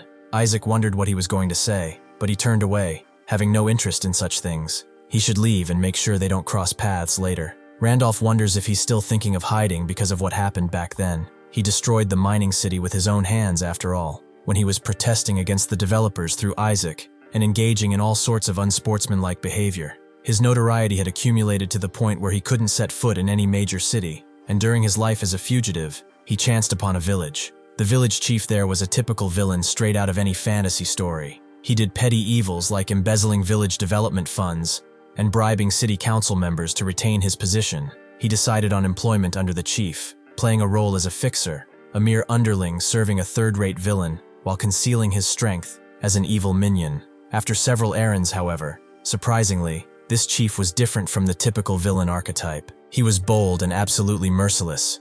When the third-rate villain, who was ambitious and actually incompetent, gained a subordinate who offered loyalty without a price, that villain finally became a demon. He was really grateful to Isaac, as never did he imagine that he, a mere village chief in this backwater hole, would become the ruler of a mining city. He promises him this: he shall enjoy wealth that he couldn't even finish in a lifetime, and an authority in the city that rivaled the king's. Isaac thought he would have to plunder this place dry and then move on, but then he showed him the true aspect of the mining city, which worked on slave labor. The village chief wondered why he was surprised. Obviously, they rounded them all up from the surrounding cities. It cost them dearly to pay off the kingdom's guards, but they'll manage. From now on, they will rake in an absurd, astronomical amount of money. Suddenly, a small boy was carrying a bag of ores and was working right in front of them. The village chief immediately stopped him and crouched down, asking if he had a cold. The boy confirmed as such. Since yesterday, he felt a cold coming on. The chief said that the cold spreads to others and disrupts work, which would be a problem. He should rest now. It is a shame that it wasn't for those filthy germs. He could have used him longer. It is truly a shame. With that, he gutted the boy, as he could always have more offspring. Isaac realized that something had gone incredibly wrong. He made a terrible mistake, and he must set things right. After that, he tried to kill the chief and reform the city, but it was all for nothing. The kingdom that held the mining city was already rotten, and endless villainy continued to happen, so he triggered the monster wave to destroy the mining city itself. In that process, many people were swept away and died, losing their livelihoods. However, because of it, the endless cycle of evil was broken. Even if he hadn't been there, the mining city was destined to fall to villains, so he should stop confining himself to this place like an idiot. Isaac tells him to stop pretending as if he knows him, and Randolph knows that if the guilt is still there, then his method of atoning is wrong. Before Isaac can turn around and scream, Randolph tells him that he will eliminate the Demon King if he truly wishes to atone. Shouldn't he choose a path that helps the world to do that? He is gathering trustworthy allies who will never betray him. Isaac asks how he can trust him when they've just met, and Randolph knows that he trusts everything about him. He knows far more about him than he might think, perhaps more than he knows himself. Isaac scratches his head. He can't really understand a word of his, but fine. Setting aside everything else, he can't just expect him to believe nonsense like that. Like a mere corpse Raven King would be able to take down the Demon King. Randolph knows that, instead of an offer, he will make a wager. This place, Cramdale, is the city of monsters. Monsters determine their standings through their ranks. He will prove, in the manner of monsters, that he is no ordinary raven. He will go to the mysterious tower that exists in Cramdale and obtain the mystery there to prove his rating. The main quest, obtain a mystery, activates. He must acquire special mysteries. The quest concludes the moment he obtains his first mystery. What is Arcana? Arcana is an effect. When one plays games, they see a character's appearance or color shine. It's like how light turns green or red when one enhances it to a certain level. In Pangea, such distinctive features are called arcana. While some rare arcanas with special functions exist, even those are merely supplementary to a few abilities. Aside from the Guildmaster's arcana, which serves as proof of authority, and the city ruler's arcana over the city, ordinary arcanas possess no abilities. In other words, arcana is just for show. Because of this, it holds little meaning. But to monsters, it's different. Arcana represents the qualification of their species among them. For example, in the demon world, Arcana is like the mane of a lion. That's why the higher the rank of a monster's Arcana, the higher the status, as it goes from normal to raid boss. Of course, obtaining a good Arcana does not inherently strengthen predetermined abilities. However, strong monsters are typically born with good Arcanas, so it becomes a proof of strength too. One of the places where such high-rank Arcanas can be found is none other than the Hall of Arcanas existing in Cramdale. Countless monsters risk their lives daily to climb and prove their worth. The one who reaches the tower is of a higher rank. Isaac is surprised to hear this from him. A corpse raven like him would have his entire body torn to shreds and die within 30 minutes of attempting to climb the tower, but he should do whatever he wants. It just happens that the Hall of Arcana opened in 2 days, so if he really does prove his worth, he will become his companion, or slave, or whatever. 2 days later, they all gather at the hall, and a lot of participants are here as well. Isabella is surprised to see so many, and Randolph tells her that more than half are just spectators. By the way, is she sure she doesn't need to challenge the Hall of Arcana? Isabella says she already has one, so she doesn't need one. Randolph doesn't know about that, and Isabella shows him. She actually has Jormungandr scales, but why does she have something like that? He asks where she obtained it, and she explains that one day she dreamed of a massive serpent wrapping around her. After that, she obtained this arcana. It has no abilities. Randolph is confused. Did she satisfy certain conditions while he was neglecting her? Jormungandr's scales are one of the 32 stars. It's an arcana that grants one the right to seek out and possess the Jormungandr star, which no one has found yet. The Desert Queen clearly recognizes the arcana that Isabella possessed, so she placed Isabella in the position of princess, keeping her at her side. If that's the case, the queen would never abandon Isabella. Perhaps his bitter connection with the Desert Queen has not ended just yet, but for now, it's best to focus on what's in front of them. The Hall Master tells them that the Hall of Arcanas will open soon, so all participants should come forward to complete their preparations. Those who have finished preparing should gather near the entrance too. Randolph sees that it's almost time, and tells Isabella that he will be going before he gathers up with everyone else. Randolph is surprised by the gathering of creatures, a true blood king, a mature leviathan, and even a minotaur king. These are calamity-class monsters. Just what kind of day is this? This sort of thing shouldn't be common. The Hall Master notes that it seems formidable individuals are challenging at this time as well. A seat among the 5 great warriors, the new pillars of Cramdale, could still be filled with new members, so they should all do their best. It seems the White King is also anticipating the arrival of someone with the qualifications to fill the seat. Randolph understands. For some reason, they're selecting new pillars, and that's why real monsters are gathering like this. Suddenly, a serpent-like creature tells him to move aside.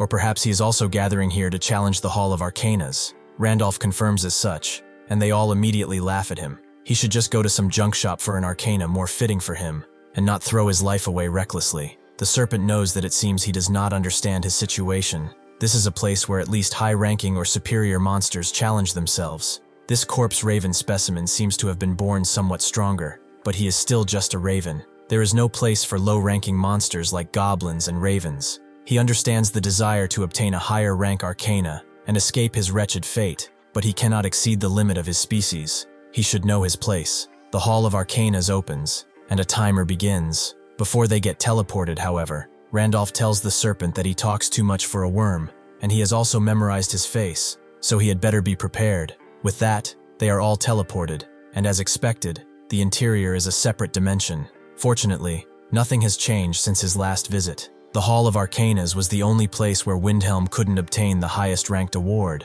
At that time, since it was the first challenge ever, information was scarce. Because of that, he didn't realize the second challenge would be impossible, so he stopped. However, this time it's different. He has all the strategies in his head. He sees that his first opponents are skeleton soldiers with levels that match the challenger's level. All tools except equipment are forbidden, and all blessings and protections are stripped. From Windhelm's experience, he learned that 2 extremely harsh conditions were necessary to clear the Hall of Arcanas. The first is to enter the lowest possible level. All monsters in the Hall of Arcanas match the challenger's level, so if the challenger's level increases, the monster's level increases too. As the monster level rises, their patterns become more varied, and variables appear so that instant death techniques won't work. Of course, simply entering at low level is not sufficient. One must also surpass the standard stats of that level, with their overwhelming performance to meet these preconditions. Of course, with over 200 talents, the bonus stats added with each level up, and the absorbed specs of the 13 hidden traits, would have been impossible to even reach Cramdale. The second thing is class characteristics. He had a reason he needed the Corpse Raven's core to enter Cramdale, but there was another reason he wanted Corpse Ravens. That was because Corpse Ravens possess skills specialized in 1 versus many combat. Although Corpse Ravens are low-performance level 4 raid boss monsters, but against weaklings weaker than themselves, they boast top-tier performance. In addition to that, as a lower-rank monster type, a Corpse Raven's skills increase at a faster rate than the skills of a higher-rank monster. Thanks to the overwhelming numbers, even if he keeps defeating monsters of the same level, his character level will not increase, but his skill proficiency, which is his skill level, accrues separate experience, so it's possible to raise them quickly here. To put it simply, only he can reach the end of this place. Outside, Isaac gives a brochure to the cactus, again noting that he should distribute these instead of throwing them on the floor, who notes that he shouldn't do such a thing when he's a customer. Isaac doesn't know what he's saying, but he's hitting him correctly, right? A day like this, distributing these things is more effective. Suddenly the others talk throughout the Great Hall, as someone has already completed the first level, and it hasn't even been 3 hours. The first floor's lights lit up. Isaac is shocked, and Isabella comes around asking what it means when it lights up. Isaac asks if she really doesn't know anything about the Hall of Arcanas. When someone challenges the Hall of Arcanas and clears a floor for the first time, the building lights up like that. She can tell the progress just by that. Isabella understands, but why is everyone so surprised? There are monsters capable of clearing the first floor. Isaac explains that it's not the clear that surprises them. The first floor's clearance rate reaches 30%. That's a high figure if one considers the difficulty. So breaking through the first floor isn't particularly surprising, but in Cramdale's history, there has never been a clear this fast. It's faster than even the White King's speed. Isabella understands. The Starbearer seems to have done something extraordinary again. Isaac wonders why she's so sure it's him. No one knows who cleared it until they exit out. Isabella told him that it was unprecedented, so then it could only be him. Since they will be working together going forward, she will tell him, and he should remember it well. If the impossible becomes possible, it is only because the Starbearer willed it so. Imagine your own character hyping about you to your other character. Bro is just self-glazing using alt accounts. Inside a similar hall, one of the 4 great warriors, Gungai, is meditating. One of his subordinates tells him that people say, the lights in the Hall of Arcanas have just turned on. Gungi knows that this was pretty fast. He hopes this time, a being with a status worthy of the 5 great warriors reveals itself, because he does not wish to experience that same humiliation again. 2 years ago, they, the 4 great warriors, also known as the Pillars of Cramdale, were utterly defeated by just one human named Windhelm. He did not kill them. He must have done so in order to use them as bait to draw out the White King. The humiliation from back then still stings, no matter how much time has passed. He tells his subordinate to tell him when the lights on the 2nd floor come on, even if they are not at the 5 great warriors. If there is a strong person who ascends to the 2nd floor or higher, he will go and collect them himself. The subordinate sheepishly explains that the lights on the floors until the 4th have already turned on. Gungi is shocked. That person is challenging the same floor as the White King. He stays silent for a moment longer and tells his subordinate to tell all of the 4 great warriors to gather at the Hall of Arcanas immediately. Randolph has done a short work of the hall. The level of Corpse Raven summoning has reached its maximum, and the Corpse Raven summoning has transcended into advanced Corpse Raven summoning. With this, he has also cleared the 4th floor. As a reward, he can obtain the Transcendent Mythic Arcana Progenitor Giant. If he does not take it, he will proceed to another trial. The 5th floor portal opens. The system explains that it's based on the racial stats of the challenger. The current identified races of the challenger are Void, Giant, Druid, Celestial, and Corpse Raven. His racial stats are 55 points. He has met the tower's hidden final condition, so a hidden quest has arrived from the master of the hall. Would he like to clear the Hall of the Mythic Arcanas? Randolph is surprised to see this. From here on, it is unknown territory that even Windhelm never attempted. Furthermore, it's labeled Mythic, so the difficulty level will be anything but ordinary. It will surely provide an arcana of a higher grade as a reward, but there is no merit for him, a human, to take such risks. However, in this world, he is the only one who has discovered this, so that obsession is getting to him. How many players could pass up an unprecedented adventure that only they could challenge? There is no room for hesitation, so he accepts it. With this, he has activated a hidden quest. The achievement Adventurer Challenging Myth has been accomplished. The hidden monster, Awakened Skeleton Soldier, has also appeared. Monsters appearing in the Hall of Mythic Arcana randomly acquire the racial stats of the challenger. So, it has Druid and Giant. Randolph cannot know what kind of monster it is, so he should be careful. However, the Awakened Skeleton Soldier uses Druid's Light Spirit Arrow and unleashes a devastating attack on Randolph. He dodges, making his way onto a rock pillar, but then the Skeleton Soldier uses Giant's Grip and tries to grasp him. Randolph jumps out of the way and thinks that by acquiring his racial stats, it means that it acquired the racial skills too. Even for a hidden quest, the difficulty has increased way too much. As he pulls out his blade, Randolph is informed that all of the constellations of the 100 Stars Temple show interest in the hidden quest and have begun to watch him. He never really expected he would be watched by all of the constellations. Either they're incredibly curious about a hidden quest, or they come to enjoy watching him suffer, one or the other. He uses Star Pierce on the skeleton, which now evolves to level 2, and the energy of the star circulates through his body for 76 seconds. He wanted to enjoy this encounter as much as possible since it's a monster he has never beaten before, but it will have to end quickly. If he drags out this fight for too long, he doesn't know what kind of insult those constellations will hurl at him. The people outside of the hall are shocked. The lights on its top floor have turned on. Just who is it? He thought all of the monsters were already out. He must be the strongest and worst existence. He's definitely a guy vicious enough to transcend all species. He is bound to be an overwhelmingly horrible monster.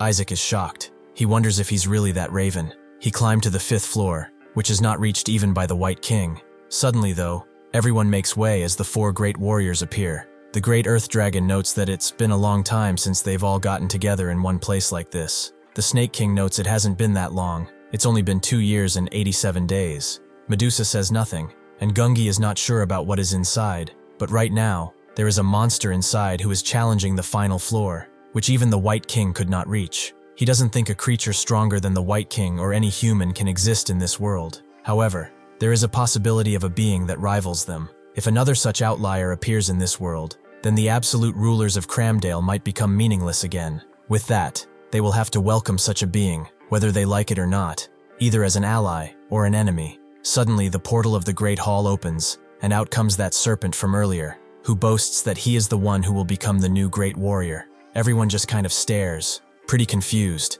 and they all agree that this is definitely not him. But, as the serpent keeps talking trash, Randolph comes out too, silently, and puts a hand on him. He should get his body out of his sight, as he will count to 3. He immediately says, 3, and destroys the arcana of the mist dragon that the serpent possessed. As he told him, he would remember him. Randolph has gained the arcana of Eternal Randolph, an arcana given to those who have survived alteration.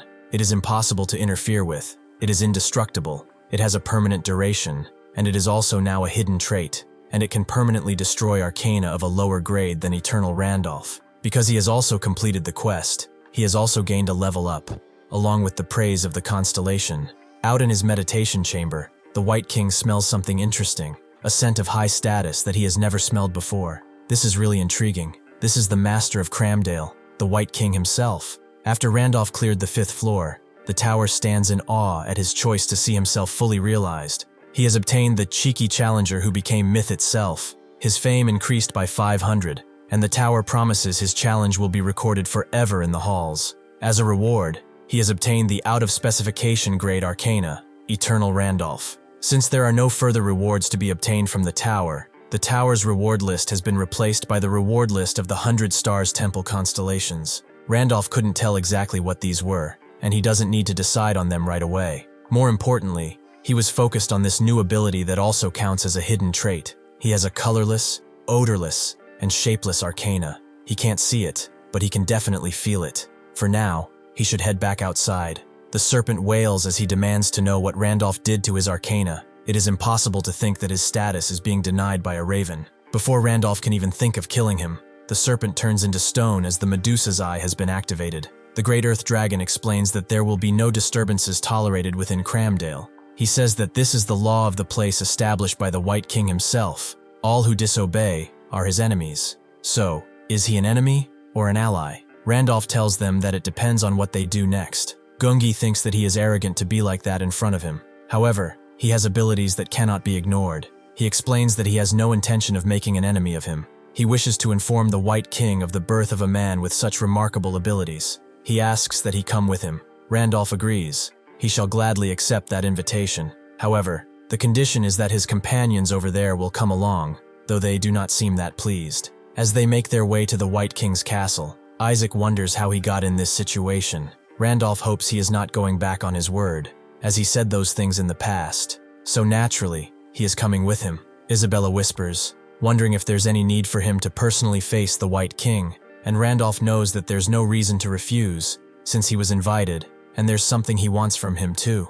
After they arrive, Gungi pushes the door open, revealing the White King's residence. The 4 great warriors bow their heads down, and the White King asks if the raven behind them is the one who reached the top of the Hall of Arcanas. He looks quite shabby, but he is pretty interesting. Randolph approaches and remarks that the White King has no manners for a first meeting, shocking absolutely everyone in the room. The White King is surprised as well, He says, "Manners, huh? Do I really need to show any?" He unleashes his aura, and as expected of a final boss, it's a pressure so overwhelming that Randolph's heart would give out, if not for his hidden traits. Monsters in Pangea can level up just like players. Experience can be gained by killing other monsters or defeating players and NPCs. The difference from players is that there is no upper limit to a monster's level. Naturally, leveling isn't easy since they must risk their lives every time. But in theory, as long as they survive, they can keep leveling up indefinitely. Furthermore, a level 11 monster is equivalent to a level 10 1-star monster, and a level 12 monster is a powerhouse on par with a level 10 2-star player.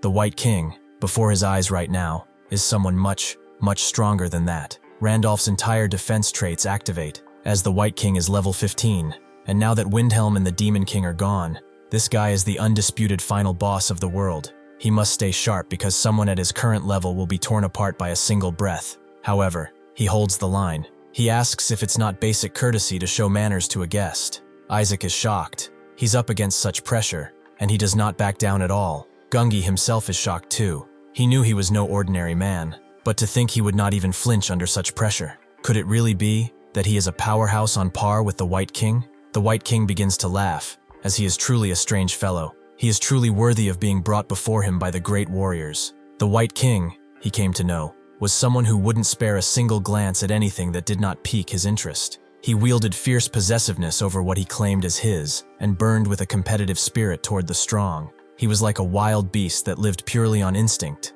When they fought, the White King stopped it himself, as he feared that there wouldn't be a single scrap of Cramdale left at this rate, and he did not wish for his home to disappear. Windhelm told him that it's not really his home, and the White King left, as he really was a strange fellow with no sense of morality. He took out a tooth, and told him that it's a reward for not killing the 4 great warriors. He was an unpredictable being, who would give anything to an opponent he liked. In other words, to talk to him, one must first pique his interest. If he is calling him a strange fellow now, it's the highest praise he can give. It means he has succeeded in piquing his interest for now. Randolph tells him his name, and the White King analyzes him. He can't see his form, but he can feel the arcana he possesses. He confirmed it through Medusa's eye the moment his arcana destroyed the serpent's arcana. It was a strange experience. Did the Hall of Arcanas give the authority to destroy arcanas altogether? The arcana he possesses is feeling out his arcana too. It is an indicator of a species standard. The fact that he obtained such an unheard-of arcana means that his species baseline is fundamentally higher.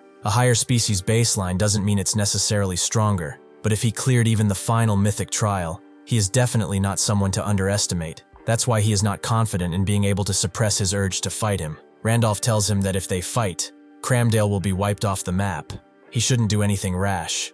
The White King agrees. He can't destroy his own land, but he cleared the Hall of Arcanas, right? So, can he tell him what the trial of the hidden floor was like? Randolph knows that he wouldn't want to give it for free, and the White King understands, so he should name his price. Randolph explains that there is something he is looking for here. He wants his cooperation as the master of Cramdale. The king thinks that it's a more trivial request than expected. He should feel free to look around for whatever he wants. No monster here would dare to treat him poorly now that he has joined the 5 great warriors. Randolph tells him that he has no interest in such a position. Besides, why should he serve under him? The White King explains that he is underestimating something.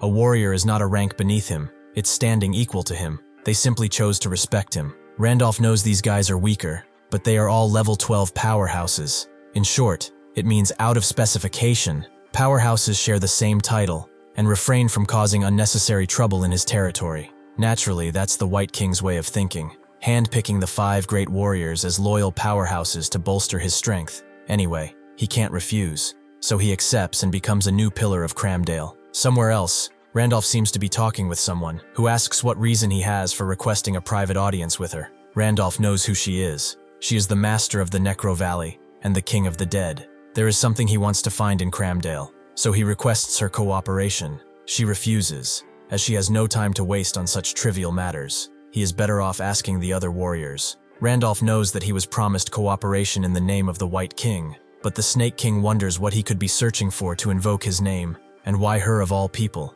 Randolph explains that the thing he has been searching for in this land is her. He likes her, and wants to be invited to her sanctuary. The other 2 are simply stupefied to see what is going on. The Snake King immediately recoils. She doesn't want to even think that he joined the 5 great warriors with impure intentions of coveting someone like her. She did not take him for such a type, but he's got a lot of nerve. If he thought it would be that easy, he is dead wrong. Randolph tells her that she shouldn't talk nonsense. He heard rumors that she has a deep appreciation for the arts. That's right. He has been in search of an artist like her. He heard her sanctuary is lined with exquisite works of art, right? Would she care to show him the corpse art she keeps there? Just before leaving the knight's garden, Randolph requested from Andrew a letter of absolution, as he thinks he will have some personal use for it. Andrew noted that, as much as he would like to hand it over, the rules don't allow him to simply give it away. Randolph expected as such, since it's a quest reward, he can't get it for free. He calls Andrew a damn NPC accidentally. Anyway, he is not asking for it for free. He will make a proposal. He will bring back his daughter, Andasar. Back when he was playing Pangenia as Windhelm at Andrew's behest, he purified his daughter Andasar, who had been turned into a lich. Purifying her was one thing, but having once transformed into an elder lich, she could not fully return to a human body, caught between 2 forms, never fully monster nor human. She passed away not long after, and to make things worse, her body was stolen too, taken from her father's Andrew's side once again. Later, when he arrived at Cramdale in Windhelm's body, he learned that the Snake King had obtained her body. Randolph tells him that he knows where her body is located, and will take responsibility and bring it back. Of course, the condition is that he gives him a letter of absolution. He will also need an additional letter of absolution to receive Andasar, one to retrieve Andasar, and one as a reward. Randolph now tells the Snake King that he really wanted to see her work, so he wants to be invited to her sanctuary. The Snake King immediately perks up, as she didn't know he was so interested in art. She will gladly take him there. In the outskirts of Cramdale, the castle of the Snake King resides, and as they go in, the Snake King notes that he should make himself at home and not mention it. A monster who appreciates art is always welcome here. Isaac is simply stupefied. First the White King and now the Snake King's sanctuary. He's having all this experience he never imagined in a single day. Isabella tells him to get used to it, as unimaginable things will keep happening. He's surprised she's so calm, but she served under the Starbearer longer than anyone, so she is used to it. He shouldn't forget she's second in command. Isaac is also confused by the Snake King. He thought she was a madwoman who turned an entire city into a field of corpses, but she doesn't seem particularly hostile. As she opens her inner sanctuary, they see that her art is just a bunch of corpses and skins strewn together in different ways. She asks how it is. It feels strange to say it, but she is quite fond of these pieces. Naturally, Isaac and Isabella are scared, and naturally the Snake King takes this as an insult, wondering how he dares to insult her art. Isaac immediately explains that this was not his intention, and he apologizes. Didn't she say disturbances are forbidden in Cramdale? The Snake King doesn't care. A great warrior holds the same standing as the White King, so killing one of them won't be a problem at all. However, Randolph knows that this is the true work of a true master.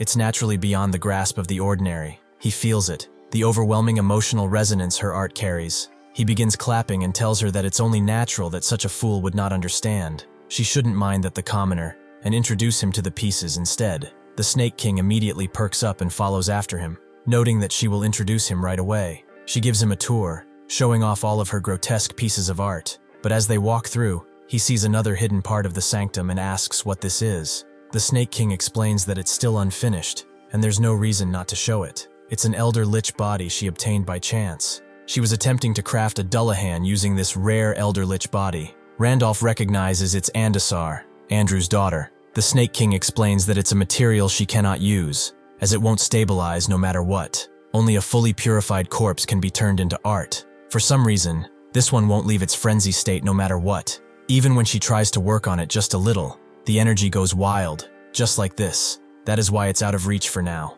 What's the point of a material she cannot use? Randolph asks if he can have it if she's not going to use it, and the Snake King agrees. If he can handle a corpse that even the Snake King cannot, then she will gladly hand it over. Randolph is glad she would part with it so readily, and unleashes his arcana onto it. The reason the Snake King failed to stabilize the corpse is likely because Andasar is no ordinary one. Andasar exists between 2 forms, neither fully human nor monster. The evil deeds committed as an elder lich must have accumulated as an oppression stat when she reverted to her human form. When human-type characters accumulate oppression, they fall into a frenzy state, and various penalties are imposed on that character. In other words, Andasar's current frenzy effect can only be lifted by reducing her oppression stat. That oppression stat is likely to be able to be lowered with a letter of absolution. Sure enough, the frenzy state is removed, and the Snake King is shocked. She knew he was an impressive man, but to purify a material that even she couldn't handle so effortlessly, could it be that he isn't a mere art critic but also a skilled craftsman?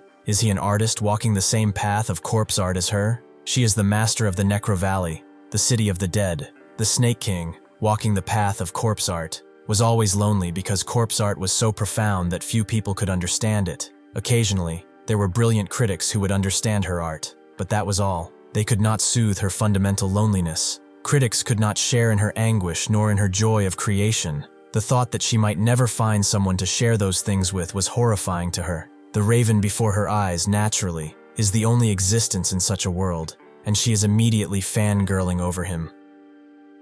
It has been a month since monsters invaded Earth, and the Dimension Warriors have revealed themselves. An online community has emerged that has gathered a vast amount of data regarding the situation.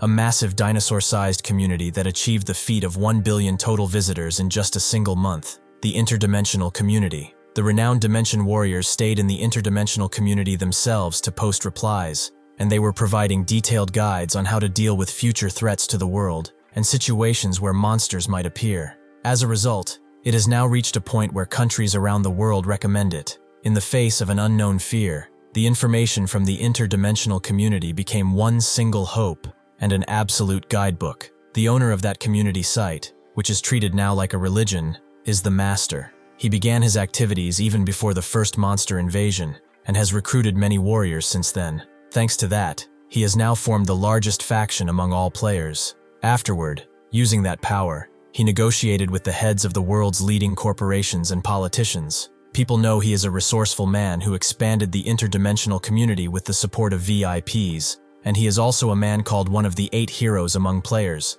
the War God Master. In a meeting, someone asks him if Grancia is absent from this meeting as well, this being one of the other 8 heroes, the Lightning Emperor, Dark Star. Another one, a woman called Black Demon, tells him that it's not like they came all the way to America because they have nothing better to do. The Corpse Queen Banhai tells her not to mind her. It's not like she has not done something like this before. Lucifer notes that, more importantly, the man named Randolph, who is presumed to be William by all of them, has once again overturned the rankings of the main quest. Another of the 8 heroes, Maxime, wonders if they are going to keep leaving him be. Master notes that they will deal with him eventually, but not right now. First of all, they must prepare for the real invasion that will begin soon enough. If the previous invasions were nothing more than just scouts, the moment the dimensional shift opens, the full-scale invasion will begin. When that time comes, people will truly realize that neither the police nor the military can protect them, and that the only saviors they have are the players. Now the ones they must obey are not corporations or governments, but the players. Soon, the world will change, and they will be the new masters. Snake King immediately asks Randolph what kind of magic he used, with Randolph thinking that, unlike humans, monsters seem to be unaware of the frenzy state. If a monster accumulates evil deeds, its reputation would only go up, so it would not fall into a frenzy state in the first place. He turns around, noting that asking about techniques is a taboo among artists, so he will think about it, with the Snake King hoping for his positive consideration. Randolph also notes that, as promised, he will be taking the artwork, but he also wonders where the head went. He feels like he should return it to Andrew without any missing parts at the very least. He asks the Snake King about this, as he knows an artist like her would not have thrown away such a precious material. Snake King agrees she would have wanted the complete material, but she really had no choice. The head was already gone the moment she found the body. She followed the same energy to find its head, and even went down to the basement of Cramdell, but she had to give up because entry was impossible there. Randolph is surprised to hear that. Impossible even for one of the pillars like her. She confirms as such. Within Cramdell, no one on the continent can surpass them but the Star Guardians. Since they have a non-aggression pact with them, they had no choice but to step back.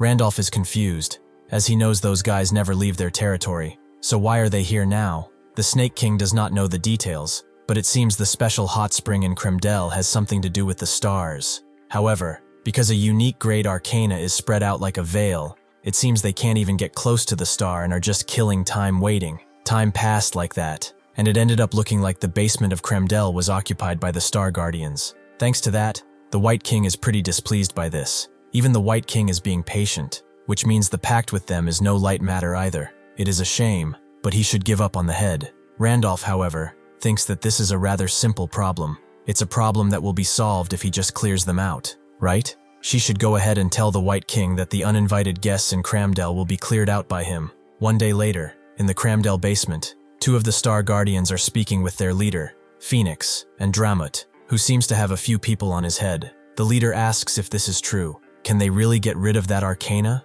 That corpse raven can do such a thing? Will he take responsibility for those words? If it is a lie, there will naturally be a fitting price to pay. A few hours ago, at the hot spring in the center of Cramdell, Dramut met with Randolph and saw him transform, thinking that an ability to perfectly transform into a monster exists. Is he truly human? Besides, how did he know he was here? Randolph showed him the evolved monster core and noted that he heard some Star Guardians were here, so he asked the administrators. More importantly, the reason they are gathered here is because of the 33rd star. Weren't there 32 though? Dramut confirms as such. There are exactly 32 stars made from the body fragments of Leia, the goddess of the earth. This star is presumed to be from Pina, the goddess of the sky. With the appearance of this 33rd star, which did not exist before, the Star Guardians are taking turns guarding this place. Randolph knows about Pina. She is the younger of the twin goddesses. The continent is the surviving land that goddess Pina floated into the sky.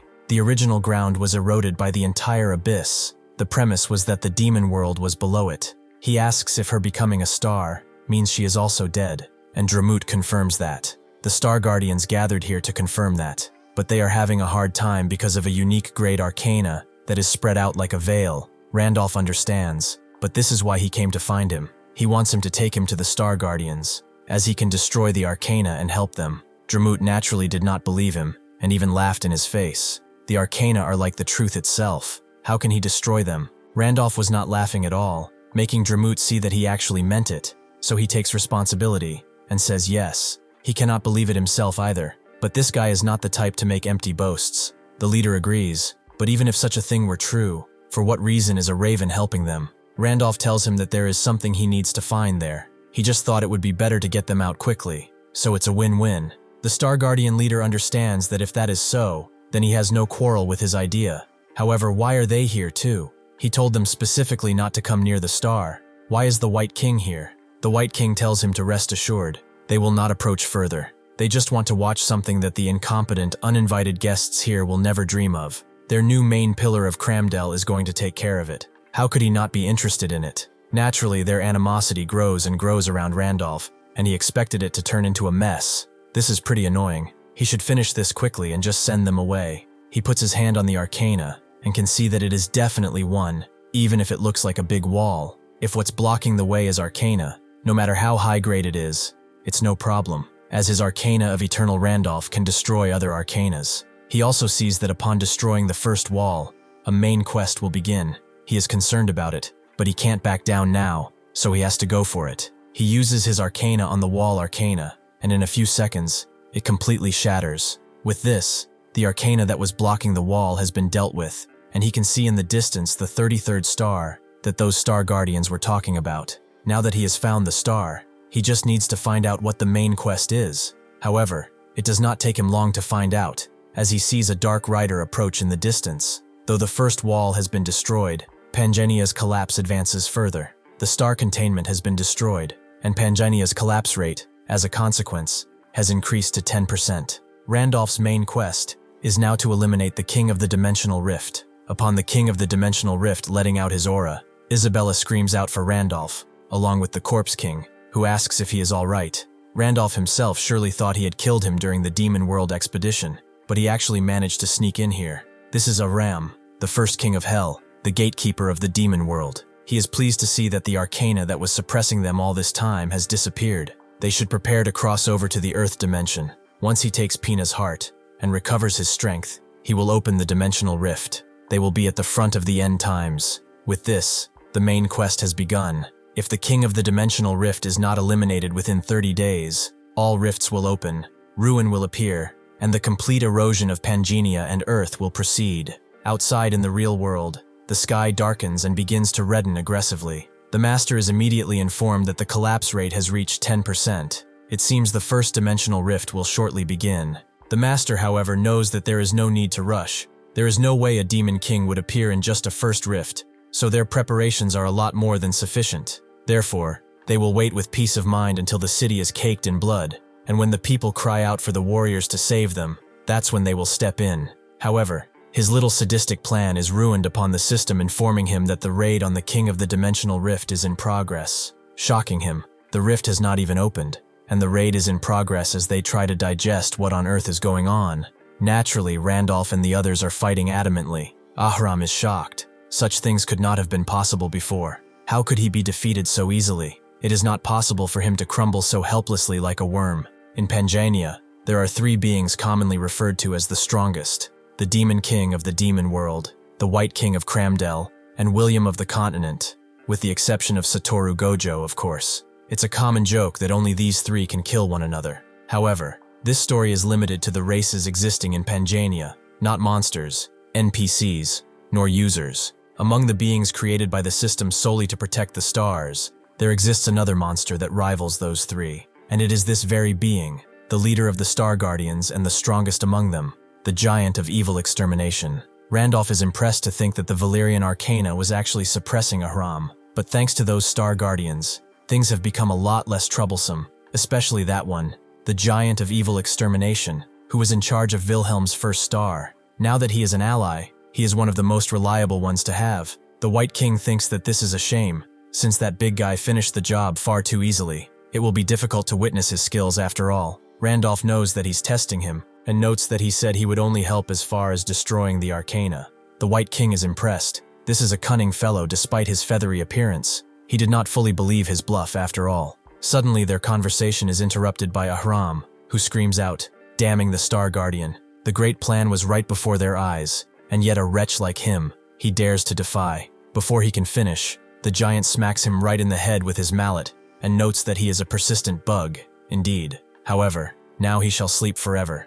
Ahram seems to be completely defeated, but a memory comes forth from deep inside his mind. He was given a portion of someone's power. In his stead, he had to cross over to Earth from the other dimension. That would be the first step of their great plan. He must eliminate something from Earth. Ahram thinks that his luck was poor to think that he would have to encounter such a powerhouse and have the invasion be destroyed like this. However, it is not all lost. His death will still have meaning. If he eliminates those who interfere with the plan right here, he unleashes an absolutely gigantic concentration of mana, creating a black hole with everyone almost being sucked in, with the weaker demons and zombies being pulled in. The White King does not even move and thinks that this is rather dangerous. Is this guy planning to self-destruct or something? He tears open a spatial portal and tells Randolph to withdraw. He should gather the other pillars and leave this place at once. Randolph asks about the other Star Guardians, but the White King tells him to give up on them. With a mass of mana at that size, it will absorb everything and then collapse on itself. Randolph knows that if a being like the White King says this is dangerous, it is. He, however, cannot leave the new star and Dramut behind. The White King tells him to hurry, as there is no time. They have to get out of here before that thing consumes them all. Randolph thinks there has to be a way that he can overcome this situation without casualties, and that's when he gets an idea. Among the 100 rewards offered directly by the constellations after clearing the main quest, there is the treasure of a constellation specialized in sealing energy. With this, it just might be possible. He selects it as a reward for clearing main quest 5, and the White King asks what he is doing. Randolph says that he is doing what the White King wanted him to do. Earlier, he said he wished to see his skills, so he would stop the explosion. He should just sit back and watch. He rushes in, with Dramut trying to stop him and telling him that it's too dangerous there, and he should leave him alone to die. However, Randolph charges in at the black hole and unleashes the item right in the middle of it, activating the legendary sealing tool, the Circlet of Restraint. The giant cannot believe what he is seeing. That powerful energy is being absorbed. Sure enough, it disappears, and the circlet stops above Ahram, sealing itself tightly around his head. Randolph, however, is not done. Randolph shrinks him until he can hold him up in his palm. With this, the main quest, eliminate the King of the Dimensional Rift, has been completed, and the sky in the real world returns to normal, with no monsters even thinking of appearing. The Master, naturally, is annoyed beyond his wits. One step. They had just one step to make until the world was theirs. He had recruited dozens of warriors in preparation for this day, but it ended without him even being able to swing his blade once. He will not. No, he cannot forgive something like this. The giant is shocked to see that a corpse raven blocked such an explosion, and the White King no longer doubts his skill. This is no longer just curiosity. He sincerely wants that corpse raven. Randolph's companions rush to him, but he is more interested in what his status is. He levels up at once. The reward experience is not bad, and he also got the sealed holy grail of the goddess, which can only be unsealed by an honorable high priest. Ahram, who is in his hand, tells him to let him go. What on earth is he planning to do with him? Put him in a jar or something? Randolph is impressed by how small Ahram got after being sealed so easily. It was only possible because the giant of evil extermination had weakened him, but even so, this is an incredible ability. Is it perhaps a holy relic of heaven's equal? The great sage? Well, it doesn't matter. It was of great help. Now he just needs to find Andasar's head, and this is over. He asks if he has seen the head of a Dullahan named Andasar, and Ahram just spits on his mask, noting that he'll never tell him. Randolph tightens the circlet, causing Ahram to wince in pain, until he actually gives Andasar's head back to him, noting that he only kept it in case he could ever turn it into an undead. Randolph understands Ahram is the king of the dead after all. That means he can control the dead too. It must have gotten mixed in while he was gathering corpses to create an army of the dead. He gives it to Isaac, and before they can talk more, the giant approaches, noting that from the barrier to this, he now owes him a great debt. He offers his gracious thanks to him. Randolph did not expect that there would come a day when he would receive thanks from this guy. Naturally, if he knew that he was Wilhelm, he'd probably kill him on the spot for being an idiot who could not even protect his own star. It's best not to reveal his identity. Randolph tells him to forget it. He only did it because there was something he wanted to. If he is grateful, he should just give him the star. The giant naturally denies it but notes that, unlike a certain idiot who lost his star, he is quite useful. He will repay that debt someday. As for the star, they will decide its fate after they have retrieved it. Randolph thinks that it's a pity. He would have liked to take the star if he could, but he can't afford to make enemies of those guys, so he will just hand it over. Before the giant can grab it, the star itself just zooms past his hand and arrives right in Randolph's face and begins showing him something. When Wilhelm fought the Demon King, and the Demon King unleashed his entire aura to take Wilhelm's body as a new vessel, Wilhelm fell into a pit where the waiting hands of the dead awaited him. However, Pina caught him, as she would have never imagined he would be able to grow this much without the divine authority of a goddess. If his physical body is completely stolen like this, not only this world but every connected dimension may crumble into destruction. So she begged him. She did not beg Wilhelm. She begged the being from beyond the dimension connected to the Night King. All she can do now, in exchange for her very life, is to buy a fleeting moment of time. She prays that he can one day return here and save the world. That is why she appeared before Wilhelm and saved him from the Demon King. Some returned for their own desires, some for the sake of their bonds, and others for their own goals. Everyone has returned to this place for their own different reasons. She hoped that, of all people, he would remain the one who loves Pangania. Randolph falls on one knee, knowing that this was Pina's memory, and the giant approaches, noting that he has been chosen. Pina's star, that star, has chosen him. The twin goddesses can be seen as one in a broad sense. Therefore, they are now family. The White King doesn't care about their sentimental hogwash. He should not try any funny business with them. The 5 great warriors. The giant tells him not to interfere in this matter. The moment the star recognized him, he became a star guardian. If it's possible for someone like him to override a qualification granted by the goddess, then he will cut off his own head. The White King notes that the goddess does not matter right now, since he has genuinely decided what he wants. Isaac wonders if they should be getting out of here as soon as possible, with Isabella confirming the situation has become complicated. Randolph sees that, on one side, he is called over by the Snake King, telling him that he should be standing here with them, and he should come over quickly. Honestly, anyone would have folded. On the other hand, Dramut calls over Randolph too, telling him that it's rather dangerous over there, so he should come across to safety. The giant and the White King continue their bickering. Randolph knows that they are all putting on quite a show, so why are they deciding where he should go? The White King notes that he agreed to become a warrior, and Randolph tells him the situation's changed. The giant tells him that being a guardian is like a destiny he cannot deny. But Randolph wonders, according to whose will, if they really wish to take him, they should prove to him which side benefits him the most. Randolph returns to the White King's palace, and he finds him rather ridiculous. He cannot believe he would haggle over a main pillar seat like this. Randolph knows that if he doesn't like it, then he will just quit. But the White King tells him to come back, as he never said he didn't like it. So was he satisfied with the Star Guardian's proposal? Randolph says it was all right. The giant told him that, as a reward, they shall grant him a title, which is not bad at all. If he is granted a title, it will be much easier to obtain clues about the stars. The White King thinks that it was a petty reward fitting for those petty bastards. He's different from them, however. If he joins him, whichever city he desires, he will give it to him. Of course, he did say wherever, but the cities owned by the Aran Empire, as well as the cities in the southern continent protected by the Black King, are naturally excluded. Randolph is shocked by this offer. This means that he will give him any city, excluding only 2 places, even if he has to conquer them by force. Even though the Black King lost to the White King in the power struggle, he still rules over the south, and Arhan is the only empire on the continent. Excluding those 2, there is no faction capable of defending against an invasion from these monsters. If he makes his decision on any city besides those 2 places, he can use the power of those monsters. This is an exceptional condition.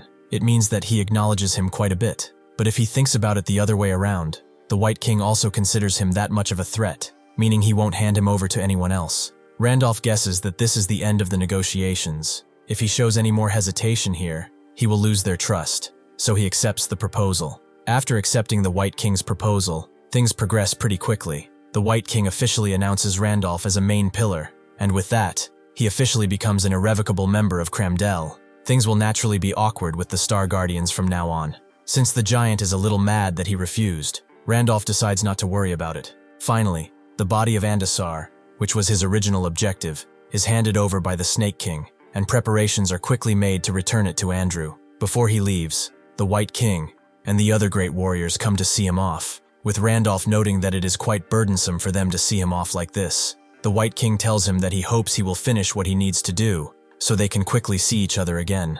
The Snake King also waves him off. Now that Randolph has received the White King's recognition, he activates the warp granted as an authority for the 5 great warriors. With the waypoint being generated in Cramdell, they go back to the other world and get on a carriage. Isaac says he expected that Randolph was human, but Randolph tells him that nothing's changed, whether he's human or not, and that he should not forget his promise to serve him for an entire year. Isabella also wonders where he put Ahram, and Randolph rips out a bit of his hair as he explains that he put him away in there for a bit, because he was getting pretty loud. After all, he decided to carry him around because he would have some use for him at some point anyway. It appears they arrive at the Knight's Garden without even noticing, while they are talking. However, upon getting inside, the city's atmosphere seems off somehow, a lot more unusual than before. Hudson was working hard to rebuild the city, so what happened? However, when they reach the main plaza, they see something horrifying as a bunch of corpses are strung up after being lynched. Randolph can recognize a few of them. Some were knights, and some were mothers grieving for their sons at the pillar he blessed, which now stands absolutely destroyed below them, making a mockery of those who died and those who have lost their lives here today. With Andrew also there praying, Randolph asks Andrew what happened in a cold, calm voice. Andrew immediately turns around and is a bit glad to see that he has finally returned, but he cannot stay here, and he should hide, because if he gets discovered by those people, who knows what will happen. However, Randolph simply asks him again what happened in this city. Andrew tells him that the Kaiser mercenaries led by Maxim of the 8 heroes attacked the city. As he knows, the Lord incurred a great debt, especially to Duke Sion. Maxim came as the messenger and successor. He said he'd take the territory if they didn't have the ability to pay back the money, but Hudson said he would pay the debt. However, Maxim still came and began destroying things. The Lord asked what the meaning of their actions was. He said they would pay them back. However, Maxim did not believe the Marquis. The person Duke Sion lent money to was him, not that merchant, so he simply hasn't received the money from him yet.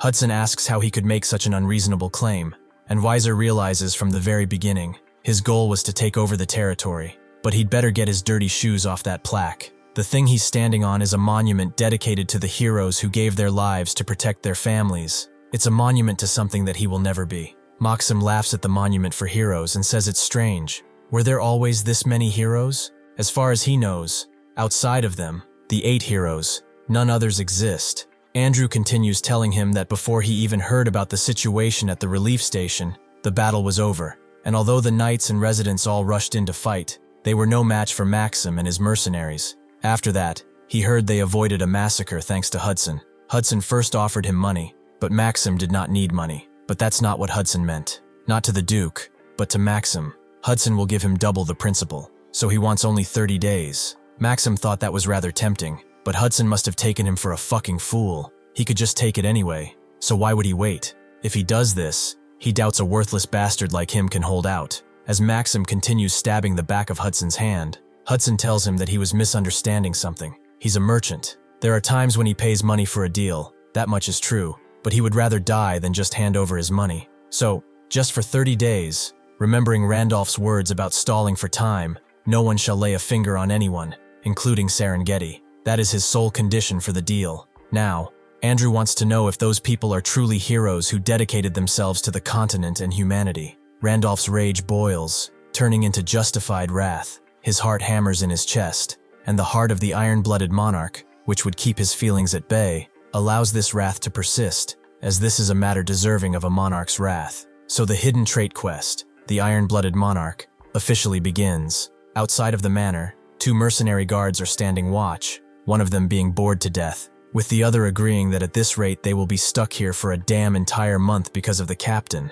What can they do? Orders are orders. Besides, who knows? Maybe they will get a portion of the reward as well. Suddenly they see someone approaching whom they naturally do not recognize as Randolph. They stop him and ask who he is, and the one with the spear notes that he must not be from the city. No local would be crazy enough to wander this close to them. The other guard puts a blade near Randolph's cheek and asks him one more time who he is to be snooping around here. Randolph simply asks where Maxim is, and the guard gets annoyed. He's calling the name of the captain like he's his friend or something. He must have a death wish, doesn't he? However, before he can even see the attack, Randolph puts his own blade into his throat and slits it, making the man fall into a helpless pile. The one with the spear gets ready to strike, clearly horrified, and asks if he has any idea who they are. Randolph does not give a single shit. He asks once more, "Maxim, where is he?" Upon hearing the commotion outside, the others get informed that they are under attack. The guards have been taken out. The perpetrator is on the first floor, so they all rush towards Randolph, ready to take his life. However, with simple movements, but one so extremely swift that nobody can see him, he begins taking them out one by one using his blade and his fists. He continues doing so until the approaching enemies turn into just a trickle, and until none return, leaving behind only a pile of corpses and regret on the first floor. He begins ascending to the second floor, and walks slowly, languidly, clearly unbothered by the ones that are hiding behind a corner waiting to pounce on him. Once he gets to that corner, one of them tries to hit him with his axe, but Randolph simply cuts his hand off before rushing in on the others and killing them as well. The last one remaining, naturally, is horrified, and begs to be spared before calling for the captain, but Randolph simply drives his sword into the back of his neck and takes him out, just as Maxim rushes in on Randolph, who dodges this preemptive strike. Maxim uses that same momentum to swivel his body around and try to hit Randolph in the throat, but Randolph catches him and punts him into the ground roughly before driving his sword into his mouth. It seems that he missed by just a few inches, but it doesn't matter anyway, as the sword did not cut deep enough because of Maxim's hidden trait, the demon worshipper demon heart. This ability not only protects him, but also sends Randolph flying roughly into the ground with an extremely loud thud. Maxim wonders why that Hudson bastard was desperately buying time. He probably had some sort of backup plan, and it seems to have been him. So he is his backup plan, huh? Randolph doesn't even move from his spot and asks what the reason is. If he were just after the money, he could have taken it quietly and left. If he were after the territory, he could have just conquered the land. Why did he massacre and defile the people of this territory? Maxim says there is none. Does he need a reason to cull the weak like this? If he really needs an explanation, he will give him one now. How dare those weaklings place themselves alongside them, the 8 heroes, and build monuments honoring themselves as heroes of some great, dumb demon world expedition? Randolph warns him not to use the word hero so lightly, especially someone like him who fled at the gates of the demon world. Maxim is shocked that he knows about them. He asks, then realizes that he is Phantom, isn't he? He had a feeling that the newcomer Randolph might be him, so he really did become a player. He thought he would hide somewhere and bide his time while he grows stronger, but to think he would seek him out first. It seems he has grown intoxicated by his own past glory, and this arrogance will be his demise. Before Randolph can react, he rushes to him and smashes his demonic hand into him, noting that he has become too weak to fight against him, and that the price of his incessant arrogance will be his life. Maxim seems to drive his blade into Randolph, but Randolph catches it with his entire hand, asking if he is done talking. He should have really taken the money quietly and left. At the very least, he should not have touched these people. Because of his stupidity, the Kaiser mercenaries end today. Maxim gets a little scared, but then laughs it off. He's acting all big, but is he sure about this? He threw Weiser and the others into a dungeon. Who knows? They might just drop dead before he manages to kill all of them. Randolph tells him that it will not happen because he sent some rather reliable people there to take care of the riffraff. With that, he activates the Star Pierce ability, allowing starlight energy to circulate through his body for 76 seconds, taking off Maxim's entire arm with ease. Randolph tells him that this time he will not have a chance to escape. This will be the end of it. Thank you for watching. See you next time.